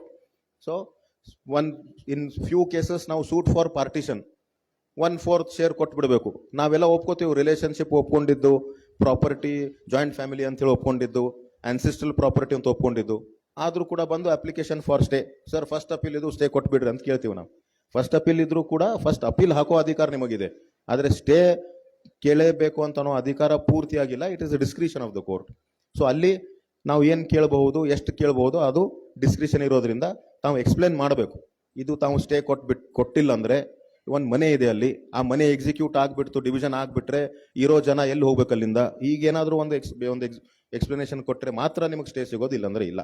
So ಇದ್ರು ತಾವು ತಲೆಯಲ್ಲಿ ಇಟ್ಕೋಬೇಕು. ಈಗ 2-3 ಇಂಪಾರ್ಟೆಂಟ್ ಪ್ರಾವಿಷನ್ಸ್ ನಾವು ಅಪೀಲ್ ಹಾಕಿದ ಮೇಲೆ ಇನ್ನೇನೆ ಅಂದ್ರೆ, ನಾವು ಅಪೀಲ್ ಹಾಕ್ತೀವಿ. ಅಪೀಲ್ ಹಾಕಿದ್ಮೇಲೆ ಎಷ್ಟೋ ಜನ ನಾನು ಕೇಳಿದ್ದೀನಿ, ಸರ್ ಇದು ಯಾಕೋ ಟ್ರಯಲ್ ಕೋರ್ಟಲ್ಲಿ ಸರಿಯಾಗಿ ಆಗಿಲ್ಲ ಸರ್, ನಮಗೆ ನಡೆಸಲಿಕ್ಕೆ ಕೇಸ್, ಇದು ಒಂದು ರಿಮಾಂಡ್ ಕೇಳ್ಬಿಡ್ರಿ. ಸೊ ಸುಮ್ಮನೆ ನಾವು ಅಪೆಲೇಟ್ ಕೋರ್ಟ್ ಹತ್ರ ಹೋಗಿ ಸರ್ ರಿಮಾಂಡ್ ಮಾಡಿಬಿಡ್ರಿ ಅಂತ ಕೇಳಿದ್ರೆ ಅದು it's not hour right. Remand ಮಾಡಬೇಕಾದ್ರೆ ಗವರ್ನಿಂಗ್ ಪ್ರಾವಿಷನ್ಸ್ ಯಾವುದು, ಯಾವ ಸಂದರ್ಭಗಳಲ್ಲಿ ತಾವು ರಿಮಾಂಡ್ ಕೇಳಬಹುದು ಅಥವಾ ಗ್ರಾಂಟ್ ಮಾಡಬಹುದು ಕೋರ್ಟ್ನವರು, ಅದು ನಾವು ತಿಳ್ಕೊಂಡ್ರೆ ಒಳ್ಳೇದಾಗುತ್ತೆ. ಆರ್ಡರ್ 41, ರೂಲ್ 23 ಮತ್ತೆ ರೂಲ್ 23 ಕ್ಯಾಪಿಟಲ್ ಎ, ಇವೆರಡು ಪ್ರಾವಿಷನ್ಸ್ ಅಲ್ಲಿ ರಿಮಾಂಡ್ ಮಾಡೋ ಪರ್ಮಿಷನ್ ಕೋರ್ಟಿಗೆ, ಅಪೆಲೇಟ್ ಕೋರ್ಟಿಗೆ. ಒಂದು ಸಂದರ್ಭ 23ದಲ್ಲಿ ಏನಂದ್ರೆ, ಟ್ರಯಲ್ ಕೋರ್ಟ್ ಅಲ್ಲಿ ಒಂದು ಪ್ರಿಲಿಮಿನರಿ ಇಶ್ಯೂ ಫ್ರೇಮ್ ಮಾಡ್ತಾರೆ. ಇಶ್ಯೂ ಏನು, for example whether the suit is barred by limitation, whether court fees paid is proper or not, valuation is proper or not, ಅಥವಾ ಫಾರ್ ಎಕ್ಸಾಂಪಲ್ ಇನ್ನೂ ಒಂದು ಯಾವುದೋ ತರ ಜೂರಿಸ್ಡಿಕ್ಷನ್ ಇದೆ ಇಲ್ಲ, ರೆಸ್ ಜುಡಿಕೇಟಾ ಆಗಿದೆ ಇಲ್ಲೋ, ಈ ತರದ ಪ್ರಿಲಿಮಿನರಿ ಇಶ್ಯೂ ಅಂತ ಫ್ರೇಮ್ ಮಾಡಿ court will not decide any other issues. It will not render its judgment on any other aspects of the case, but will render the judgment only on some preliminary issue. ಆ preliminary issue ಮೇಲೆ ತಾವು appeal ಹಾಕಿದಾಗ ಅಲ್ಲಿ ನಾವು ಏನು ಹೇಳಬಹುದು, sir ಆ preliminary issue ಮೇಲೆ ಫೈಂಡಿಂಗ್ ಕೊಟ್ಟಿದ್ದು ತಪ್ಪು, ಟ್ರಯಲ್ ಕೋರ್ಟ್ನವರು ಇದು ರೆಜುಡಿಕೇಟ ಅಂತ ಹೇಳಿದ್ದಾರೆ, ಅದು ತಪ್ಪದು, ಲಿಮಿಟೇಷನ್ ಬಾರ್ ಆಗಿದೆ ಅಂತ ಹೇಳಿದ್ದಾರೆ, ಅದು ತಪ್ಪದು ಅಂತ ಹೇಳಿದ ಮೇಲೆ ಬೇರೆ ಎಲ್ಲ ಇಶ್ಯೂಸ್ ಮೇಲೆ ಏನಾಗಬೇಕು ಅಂತ ಅನ್ನೋದಕ್ಕೆ ಅವಾಗ ಅಪೆಲೇಟ್ ಕೋರ್ಟ್ನವರು ಆರ್ಡರ್ 41 ರೂಲ್ 23ದಲ್ಲಿ remand to the trial court to answer other issues involved in the suit ಅಂತ ಹೇಳಿ ಮಾಡಬಹುದು. So this is a case where suit is decided on only a preliminary issue and the appellate court reverses that finding on the preliminary issue. Thereafter the appellate court can remand the matter to the trial court, but a remand cannot be resorted to in a mechanical way, in a casual way. Idu Supreme Court nor helidu. Next provision, order 41 rule 23A. 23A dalli merit mele trial court judgment baradirutte, ಆದ್ರೂ ಕೂಡ first appellate ಕೋರ್ಟಿಗೆ ಅನ್ಸುತ್ತೆ ಯಾವುದೋ ಒಂದು finding ಸರಿಯಾಗಿಲ್ಲ, ಮತ್ತೆ ಈ court ಅಲ್ಲಿ ಆ ಫೈಂಡಿಂಗ್ ಮೇಲೆ ಜಜ್ಮೆಂಟ್ ಬರೀಲಿಕ್ಕೆ ಸಾಧ್ಯ ಇಲ್ಲ, ಅಡಿಷನಲ್ ಎವಿಡೆನ್ಸ್ ಬೇಕಾಗಬಹುದು ಅಥವಾ ಇನ್ನೊಂದೇನೋ ನೋಡಬೇಕಾಗಬಹುದು, ಅದಕ್ಕಾಗಿ ರಿಮಾಂಡ್ ನೆಸೆಸರಿ ಅಂತ ಅನ್ಸಿದ್ರೆ ಆವಾಗ 23 ಕ್ಯಾಪಿಟಲ್ ಎ ದಲ್ಲಿ ರಿಮಾಂಡ್ ಮಾಡಬಹುದು. ಇವು ಯಾವ ಸಂದರ್ಭಗಳು ನಾವು ನೋಡಬಹುದು, ಆರ್ಡರ್ 41 ರೂಲ್ 25 ಅಂತಿದೆ. ಆರ್ಡರ್ 41 ರೂಲ್ 25 ದಲ್ಲಿ ಫಸ್ಟ್ ಅಪೆಲೇಟ್ ಕೋರ್ಟ್ ಅಲ್ಲಿ ಅಪೀಲ್ದಲ್ಲಿ ನಾವು ಕೇಳೋದೇನಂದ್ರೆ, ಸರ್ ಇಶ್ಯೂ ನಂಬರ್ 1 ಏನಂದ್ರೆ whether defendant proves that the plaintiff is not the owner of the suit property ಅಂತ ಫ್ರೇಮ್ ಮಾಡಿದ್ದಾರೆ. ಸೂಟ್ ಫಾರ್ ಡಿಕ್ಲರೇಷನ್, ಪ್ಲೇಂಟಿಫ್ ಹೇಳ್ತಾನೆ ನಾನು ಈ ಜಾಗದ ಮಾಲಕ್ ನಾನು ಅಂತೇಳಿ, ಡಿಫೆಂಡೆಂಟ್ ಬಂದು ಪ್ಲೇಂಟಿಫ್ ಆ ಜಾಗದ ಮಾಲಕ್ ಇಲ್ಲ ಅಂತೇಳಿ ರಿಟರ್ನ್ ಸ್ಟೇಟ್ಮೆಂಟ್. ಇಶ್ಯೂಸ್ ಏನಿರಬೇಕಾಗಿತ್ತು, whether plaintiff proves the ownership over the property. ಆದರೆ ಇಶ್ಯೂ ತಪ್ಪಾಗಿ ಫ್ರೇಮ್ ಆಗಿದ್ದೇನು, whether defendant proves that the plaintiff is not the owner of the property. ಈಗ ಈ ತರ ತಪ್ಪಾಗಿ ಇಶ್ಯೂ ಫ್ರೇಮ್ ಆಗಿದೆ, ಅಥವಾ ಯಾವುದೋ ಒಂದು ಓನರ್ಶಿಪ್ ಇಶ್ಯೂನೇ ಬಂದಿಲ್ಲ, defendant has pleaded will, issue regarding will is not framed, ಆ ತರದಿದ್ದಾಗ first appellate court can say I will now frame an issue, relevant issue ನಾನು ಫ್ರೇಮ್ ಮಾಡ್ತೀನಿ, ಈ ಇಶ್ಯೂ ಮೇಲೆ either I will send that issue to the trial court, appeal ಅಲ್ಲೇ ತಮ್ಮ ಹತ್ರ ಇಟ್ಕೊಂಡ್ಬಿಟ್ಟು ಬರೀ ಒಂದು ಇಶ್ಯೂ ಫಾರ್ಮುಲೇಟ್ ಮಾಡಿ ಆ ಇಶ್ಯೂ ಫ್ರೇಮ್ ಮಾಡಿದ್ದನ್ನ ಟ್ರಯಲ್ ಕೋರ್ಟಿಗೆ ರೆಫರ್ ಮಾಡಿ, ಅಲ್ಲಿ ಈ ಇಶ್ಯೂ ಮೇಲೆ ಮಾತ್ರ ಪಾರ್ಟೀಸ್ಗಳಿಗೆ ಮತ್ತೊಮ್ಮೆ ಎವಿಡೆನ್ಸ್ ಲೀಡ್ ಮಾಡ್ಲಿಕ್ಕೆ ಅವಕಾಶ ಕೊಟ್ಟು, ಆ ಏನು ಎವಿಡೆನ್ಸ್ ಲೀಡ್ ಮಾಡಿರ್ತಾರೆ ಟ್ರಯಲ್ ಕೋರ್ಟಲ್ಲಿ ಅದ್ರ ಮೇಲೆ ಟ್ರಯಲ್ ಕೋರ್ಟ್ ಒಂದು ಫೈಂಡಿಂಗ್ ಕರ್ಸ್ಕೊಂಡ್ಬಿಟ್ಟು ಆ ರಿಪೋರ್ಟ್ ಕರೆಸ್ಲಿಕ್ಕೆ ಒಂದು ಅವಕಾಶ ಇದೆ 41 ರೂಲ್ 25ದಲ್ಲಿ. So or a pending in the appellate court, issue framed by the appellate court, issue refer to the trial court. Trial court ಅಲ್ಲಿ ಮತ್ತೆ PW 1, 2, 3, 4 ಎವಿಡೆನ್ಸ್ ಡಾಕ್ಯುಮೆಂಟ್ಸ್ ಮತ್ತೆ ಡಿಫೆಂಡೆಂಟ್ಸ್ ಎವಿಡೆನ್ಸ್ ಡಾಕ್ಯುಮೆಂಟ್ಸ್ ಎಲ್ಲ ಲೀಡ್ ಆಗಿ ಟ್ರಯಲ್ ಕೋರ್ಟ್ನವರು ಅದು ಒಂದೇ ಇಶ್ಯೂ ಮೇಲೆ finding ಕೊಟ್ಟು ಆ ಫೈಂಡಿಂಗ್ ಮತ್ತೆ ಆ ಎವಿಡೆನ್ಸ್ ಮತ್ತೆ ಕೊಟ್ಟು ಕಳಿಸ್ತಾರೆ ಅಪೆಲೇಟ್ ಕೋರ್ಟಿಗೆ. ಆ ಫೈಂಡಿಂಗ್ ಬಂದ ಮೇಲೆ ಅಪೆಲೇಟ್ ಕೋರ್ಟ್ ಮತ್ತೆ ಆ ಇದ್ದಿದ್ದ ಆರ್ಯನ್ನ ಡಿಸೈಡ್ ಮಾಡ್ಲಿಕ್ಕೆ ರೆಡಿ ಆಗ್ತಾರೆ. ಅಲ್ಲಿ ಡಿಸೈಡ್ ಮಾಡುವಾಗ ಯಾರ ವಿರುದ್ಧ ಫೈಂಡಿಂಗ್ ಬಂದಿದೆ ಆ ಇಶ್ಯೂ ಮೇಲೆ ಟ್ರಯಲ್ ಕೋರ್ಟಿಂದ, ಆ ಫೈಂಡಿಂಗ್ ವಿರುದ್ಧ ಯಾರೋ ಒಬ್ರು ಅಬ್ಜೆಕ್ಷನ್ಸು ಫೈಲ್ ಮಾಡಬಹುದು. ಎಷ್ಟೋ ಸರ್ತಿ ಏನಾಗುತ್ತಂದ್ರೆ ಆ ಫೈಂಡಿಂಗ್ ಬಂದಿದೆ ಸರ್ ಟ್ರಯಲ್ ಕೋರ್ಟ್ ಅಂತ ಹೇಳಿ ಆ ಫೈಂಡಿಂಗ್ ಮೇಲೆ ಸೆಪರೇಟ್ ಆರ್ಯ ಹಾಕ್ಬಿಡ್ತೀವಿ ನಾವು. ಸೆಪರೇಟ್ ಆರ್ಯ ಇಲ್ಲ, that is only a finding on a particular issue upon reference by the appellate court. Therefore ಅದಕ್ಕೆ ಬಾಧಿತರಾಗಿರೋರು ಬರೀ ಒಂದು ರೈಟಿಂಗ್ ದಲ್ಲಿ ಅಬ್ಜೆಕ್ಷನ್ ಮಾತ್ರ ಹಾಕ್ಬೋದು ಫಸ್ಟ್ ಅಪೆಲೇಟ್ ಕೋರ್ಟ್ ಅಲ್ಲಿ. ಅಲ್ಲಿ ಅಬ್ಜೆಕ್ಷನ್ ಹಾಕಿದ ಮೇಲೆ ಆ ಎವಿಡೆನ್ಸು, ಆ finding of the trial court on that issue, ಮತ್ತೆ ಈ ಅಬ್ಜೆಕ್ಷನ್ಸು, ಮತ್ತೆ ಬೇರೆ ಎಲ್ಲ ಎವಿಡೆನ್ಸು, ಇದೆಲ್ಲ ನೋಡ್ಕೊಂಡ್ಬಿಟ್ಟು first appellate court will decide the suit afresh. ಸರಿಯಾಗಿ ಪ್ರತಿಯೊಂದು ಇಶ್ಯೂ ಮೇಲೆ ಎಲ್ಲ ಎವಿಡೆನ್ಸ್ ಅನ್ನ ನೋಡ್ಕೊಂಡ್ಬಿಟ್ಟು ಯಾವ ತರದಾಗಿ ಇದರ ಮೇಲೆ ಫೈಂಡಿಂಗ್ ಬರಬೇಕಾಗಿತ್ತು ಅಂತ ನೋಡ್ಕೊಂಡ್ಬಿಟ್ಟು, ಇದಕ್ಕೆ ಎರಡು ವ್ಯೂ ಪಾಸಿಬಲ್ ಇದೆ. ಒಂದು ವ್ಯೂ ಟ್ರಯಲ್ ಕೋರ್ಟ್ ತಗೊಂಡಿದ್ದು, ಒಂದು ನನಗೆ ಬೇರೆ ಇನ್ನೊಂದು ವ್ಯೂ ಅನಿಸ್ತಾ ಇದೆ ಅಂತ ಅನಿಸಿದಾಗ ಟ್ರಯಲ್ ಕೋರ್ಟ್ ತಗೊಂಡಿದ್ದೆ ವ್ಯೂ ಕರೆಕ್ಟ್ ಅಂತ ಹೇಳಬಹುದು. ಟ್ರಯಲ್ ಕೋರ್ಟ್ ತಗೊಂಡಂತ ವ್ಯೂವೇ ತಪ್ಪು ಅಂತ ಅನ್ಸಿದ್ರೆ ಮಾತ್ರ ಅಪೆಲೇಟ್ ಕೋರ್ಟ್ನವರು ಇಲ್ಲ, this is the only view possible and therefore I am setting aside the judgment ಅಂತ ಹೇಳಬೇಕು ಅಂತ ಇದೆ. ನಾವು ಬಹಳಷ್ಟು ಸರ್ತಿ ನಾವು ಆರ್ಗ್ಯುಮೆಂಟ್ ಮಾಡುವಾಗ ಅಪೀಲ್ದಲ್ಲಿ ಆರ್ಗ್ಯುಮೆಂಟ್ ಮಾಡ್ತೀವಿ, ಕೋರ್ಟ್ನವರು ಟ್ರಯಲ್ ಕೋರ್ಟ್ ಜಜ್ಮೆಂಟ್ ಓದ್ತಾರೆ, ಓದ್ಕೊಂಡೆಲ್ಲ ಸರಿಯಾಗಿದೆಯಲ್ಲಪ್ಪ I will dismiss this appeal ಅಂತ ಹೇಳ್ತಾರೆ. ಎಸ್ಪೆಷಲಿ ಹೈಕೋರ್ಟ್ ಅಲ್ಲಿ ಅಡ್ಮಿಷನ್ ಸ್ಟೇಜ್ ಅಂತ ಒಂದು ಬರುತ್ತೆ. ಅಲ್ಲಿ ಅಡ್ಮಿಷನ್ ಸ್ಟೇಜ್ ಅಲ್ಲಿ there is no case, dismiss ಅಂತ ಹೇಳ್ಬಿಡ್ತಾರೆ. ನೀವೆಲ್ಲರೂ ನಮ್ಮ ಹತ್ರ ಬಂದು ಸರ್ ನಾವು ಕೇಸ್ ಕೊಟ್ಟಿದ್ವಿ, ನೀವು ಫಸ್ಟ್ ಡೇನೆ ಡಿಸ್ಮಿಸ್ ಮಾಡಿಸ್ಕೊಂಡು ಬಿಟ್ರಿ, ನಾವು ಫೀಸ್ ಹೊಳ್ಕೊಟ್ಬಿಟ್ರಿ ಅಂತ ಕೇಳ್ತೀರಿ ನೀವು. ಆದರೆ ಆರ್ಡರ್ 41 ರೂಲ್ 9ದಲ್ಲಿ ಆ ತರದ ಒಂದು ಪ್ರೊವಿಷನ್ ಇದೆ. If the first appellate court feels that there is absolutely no error, then it can dismiss the appeal outrightly without even admitting it. ಆದರೂ ಸುಪ್ರೀಂ ಕೋರ್ಟ್ನವರು ಬೇರೆ ಬೇರೆ ಹೈಕೋರ್ಟ್ಸ್ನವರು ಹೋದ 100 ವರ್ಷದಿಂದ ಹೇಳಿದ್ದೇನೆಂದ್ರೆ first appeal is a statutory appeal, it is a right of a party. So ನಾವು first appeal ಹಾಕೋ ನಮ್ಮ ಅಧಿಕಾರ, ನಾವು ಅಪೀಲ್ ಹಾಕಲೇಬಹುದು ಅಂತೇಳಿ. ನಾವು ಹಾಕೋ ರೈಟ್ ಇದ್ರೂ ಕೂಡ ಕೋರ್ಟ್ನವರು ಅದು ಅಲೋ ಮಾಡಲೇಬೇಕು ಅಂತನೋ ಯಾವುದೋ ಅಬ್ಲಿಗೇಷನ್ ಅವ್ರ ಹತ್ರ ಇಲ್ಲ. ಹೀಗಾಗಿ ಅವರು ರಿಜೆಕ್ಟ್ ಮಾಡಬಹುದು ಅಪೀಲೇಟ್ ಅಡ್ಮಿಷನ್ ಸ್ಟೇಜ್ದಲ್ಲಿ. ಕೋರ್ಟ್ನವ್ರು ಯಾವಾಗಲೂ ಏನು ಹೇಳ್ತಾರೆ, ಸೇಮ್ ಸೆಟ್ ಆಫ್ ಎವಿಡೆನ್ಸ್ ಮೇಲೆ ಒಂದು ವ್ಯೂ ಟ್ರಯಲ್ ಕೋರ್ಟ್ ತಗೊಂಡಿದ್ದು ಸರಿ ಇರಬಹುದು, ಇನ್ನೊಂದು ವ್ಯೂ ಕೂಡ ಸರಿ ಆಗಿ ಬರಬಹುದು. ಹಾಗಿತ್ತಂದ್ರೆ ಟ್ರಯಲ್ ಕೋರ್ಟ್ ತಗೊಂಡಿದ್ದ ವ್ಯೂ ಅನ್ನ ಹೆಚ್ಚಿಗೆ ಅದರದ್ದು ವೇಟ್ ಹೆಚ್ಚಿಗಿರುತ್ತೆ, ಅದರಂಗೆ ನಾವು ಆಕ್ಸೆಪ್ಟ್ ಮಾಡಿಬಿಡಬೇಕು, ನಿಮ್ಮ ಹೊಸ ವ್ಯೂ ತಗೋಬಾರದು ಅಂತ. ಇದಕ್ಕೆ ಕಾರಣಗಳು ಏನು ಅಂತಂದ್ರೆ 1934ದಲ್ಲಿ ಪ್ರಿವಿ ಕೌನ್ಸಿಲ್ದವರು ಒಂದು ಜಜ್ಮೆಂಟ್ ಬರೆದ್ರು. ಅವ್ರೇನು ಹೇಳಿದ್ರು, ಟ್ರಯಲ್ ಕೋರ್ಟ್ ಜಡ್ಜ್ ಎದುರುಗಡೆ ಈ ಕೇಸಿಗೆ ಸಂಬಂಧಪಟ್ಟ ವಿಟ್ನೆಸಸ್ಗಳೆಲ್ಲ ಅವ್ರ ಕಣ್ಣಿನ ಎದುರುಗಡೆ ಲೀಡ್ ಮಾಡ್ತಾ ಇರ್ತಾರೆ ಎವಿಡೆನ್ಸ್ ಎಲ್ಲ. ಸೊ ಆ ಪ್ರಿಸೈಡಿಂಗ್ ಆಫೀಸರ್ಗೆ ಗೊತ್ತಿರುತ್ತೆ ಇವ್ರದ್ದು ಡಿಮೆನರ್ ಅಂತೇಳಿ, ಅವ್ರ ಬಿಹೇವಿಯರ್ ಏನಂತೇಳಿ. ತಾವು ನೋಡಿರ್ಬೇಕು ತಮ್ಮ ಅನುಭವದಲ್ಲಿ, ನನಗೆ ಕಡಿಮೆ ಅನುಭವ ಇದು. ಅವರು ಯಾವುದೋ ಒಂದು ಅಡಾಪ್ಷನ್ ಡೀಡ್ ಮೇಲೆ ಕೇಸ್ ಇರುತ್ತೆ ಇಲ್ಲಿ. ಆ ವಿಟ್ನೆಸ್ ಎಲ್ಲ ಸರಿಯಾಗಿ ಹೇಳ್ತಿರ್ತಾನ ಅವನು, ಹೌದು ಇವನು ಆ ಅಡ್ವೊಕೇಟ್, ಅವನು ನನಗೆ ಗೊತ್ತು, ಈ ವಿಟ್ನೆಸ್ ಗೊತ್ತು, ಐ ಕ್ಯಾನ್ ಐಡೆಂಟಿಫೈ ದಿಸ್, ಹೌದು ನನಗೆ ಗೊತ್ತು, ಎಲ್ಲ ಗೊತ್ತು. ಆ ಡಾಕ್ಯುಮೆಂಟ್ ಮೇಲೆ ಇದು ನಿನ್ನ ಸಿಗ್ನೇಚರ್ ಇಲ್ಲ ಅಂದ್ರೆ ಯಾಕೋ ನನಗೆ ಕಾಣಿಸ್ತಾ ಇಲ್ಲಪ್ಪ ಸ್ವಲ್ಪ ಅಂತ ಹೇಳಿ ಸ್ಟಾರ್ಟ್ ಮಾಡ್ತಾನ. ಆ ಸಿಗ್ನೇಚರ್ ಮಾತ್ರ ಅವನಿಗೆ ಕಾಣಿಸಂಗಿಲ್ಲ, ಬೇರೆ ಎಲ್ಲ ಕಾಣಿಸ್ತಾ ಇರ್ತದೆ. ಆ ಪಾಯಿಂಟ್ ತನಕ ಎಲ್ಲ ಗೊತ್ತಾಗ್ತಿರ್ತದೆ ಅವನಿಗೆ. ಈ ಒಂದು ಯಾವುದೋ ಪ್ರಶ್ನೆ ಕೇಳಿದ ತಕ್ಷಣ ನನಗೆ ಗೊತ್ತೇ ಆಗ್ತಾ ಇಲ್ಲ, ನೀವೇನು ಹೇಳ್ತಿರೋ, ನನಗೆ ಸ್ವಲ್ಪ ಕೇಳಿಸಂಗಿಲ್ಲ, ನನಗೆ ಕಾಣಿಸಂಗಿಲ್ಲ, ನಮಗೆ ನೀವು ಮಾತಾಡೋ ಭಾಷೆ ನನಗೆ ಕನ್ನಡನೇ ಬರಂಗಿಲ್ಲ, ನಾನು ತೆಲುಗುದವನು, ನೀವು ಇಂಗ್ಲೀಷ್ದಲ್ಲಿ ಕೇಳ್ತಾ ಇದ್ರೆ ನನಗೆ ಇಂಗ್ಲೀಷೇ ಅರ್ಥ ಆಗಲ್ಲ, ಈ ಥರದೆಲ್ಲ ಸ್ಟಾರ್ಟ್ ಮಾಡ್ತಾರೆ. ಸೊ ಆ ಪ್ರಿಸೈಡಿಂಗ್ ಆಫೀಸರ್ ಇದೆಲ್ಲ ಬಿಹೇವಿಯರ್ ನೋಟ್ ಮಾಡ್ತಾ ಇರ್ತಾರೋ. ಇವನ ವಿಟ್ನೆಸ್ ಏನು 10 ಪ್ರಶ್ನೆಗೆ ಸರಿಯಾಗಿ ಉತ್ತರ ಕೊಡ್ತಾನೆ, ಅವಾಗೆಲ್ಲ ಇಂಗ್ಲೀಷ್ ಎಲ್ಲ ಹೇಳ್ತಾನೆ, ಇಂಗ್ಲೀಷಲ್ಲಿ ಪೋಯಮ್ಸು ಹೇಳ್ತಾನೆ. ನಿಜ, ಯಾವುದೋ ರಿಲೆವೆಂಟ್ ಕ್ವಶನ್ ಅವನ ವಿರುದ್ಧ ಆಗುವಂತ ಪ್ರಶ್ನೆ ಇತ್ತು ಅಂತಂದಾಗ ಅವಾಗ ಮಾತ್ರ ಶೇಕ್ ಆಗ್ತಾ ಇದ್ದಾನೆ ಇವನು. ಸೊ ಈ ಪ್ರಶ್ನೆಗೆ ಬಂದಾಗ ಯಾಕೋ ಶೇಕ್ ಆಗ್ತಾ ಇದ್ದಾನೆ. ಸೊ ಅದು ತಲೆಯಲ್ಲಿ ಇಟ್ಕೊಂಡ್ಬಿಟ್ಟು ಆ ಜಜ್ಮೆಂಟ್ ಬರೆದಿರ್ತಾರೆ ಅವ್ರು, ಆ ಪ್ರಿಸೈಡಿಂಗ್ ಆಫೀಸರ್ ಎವಿಡೆನ್ಸ್ ರೆಕಾರ್ಡ್ ಮಾಡಿದವರು.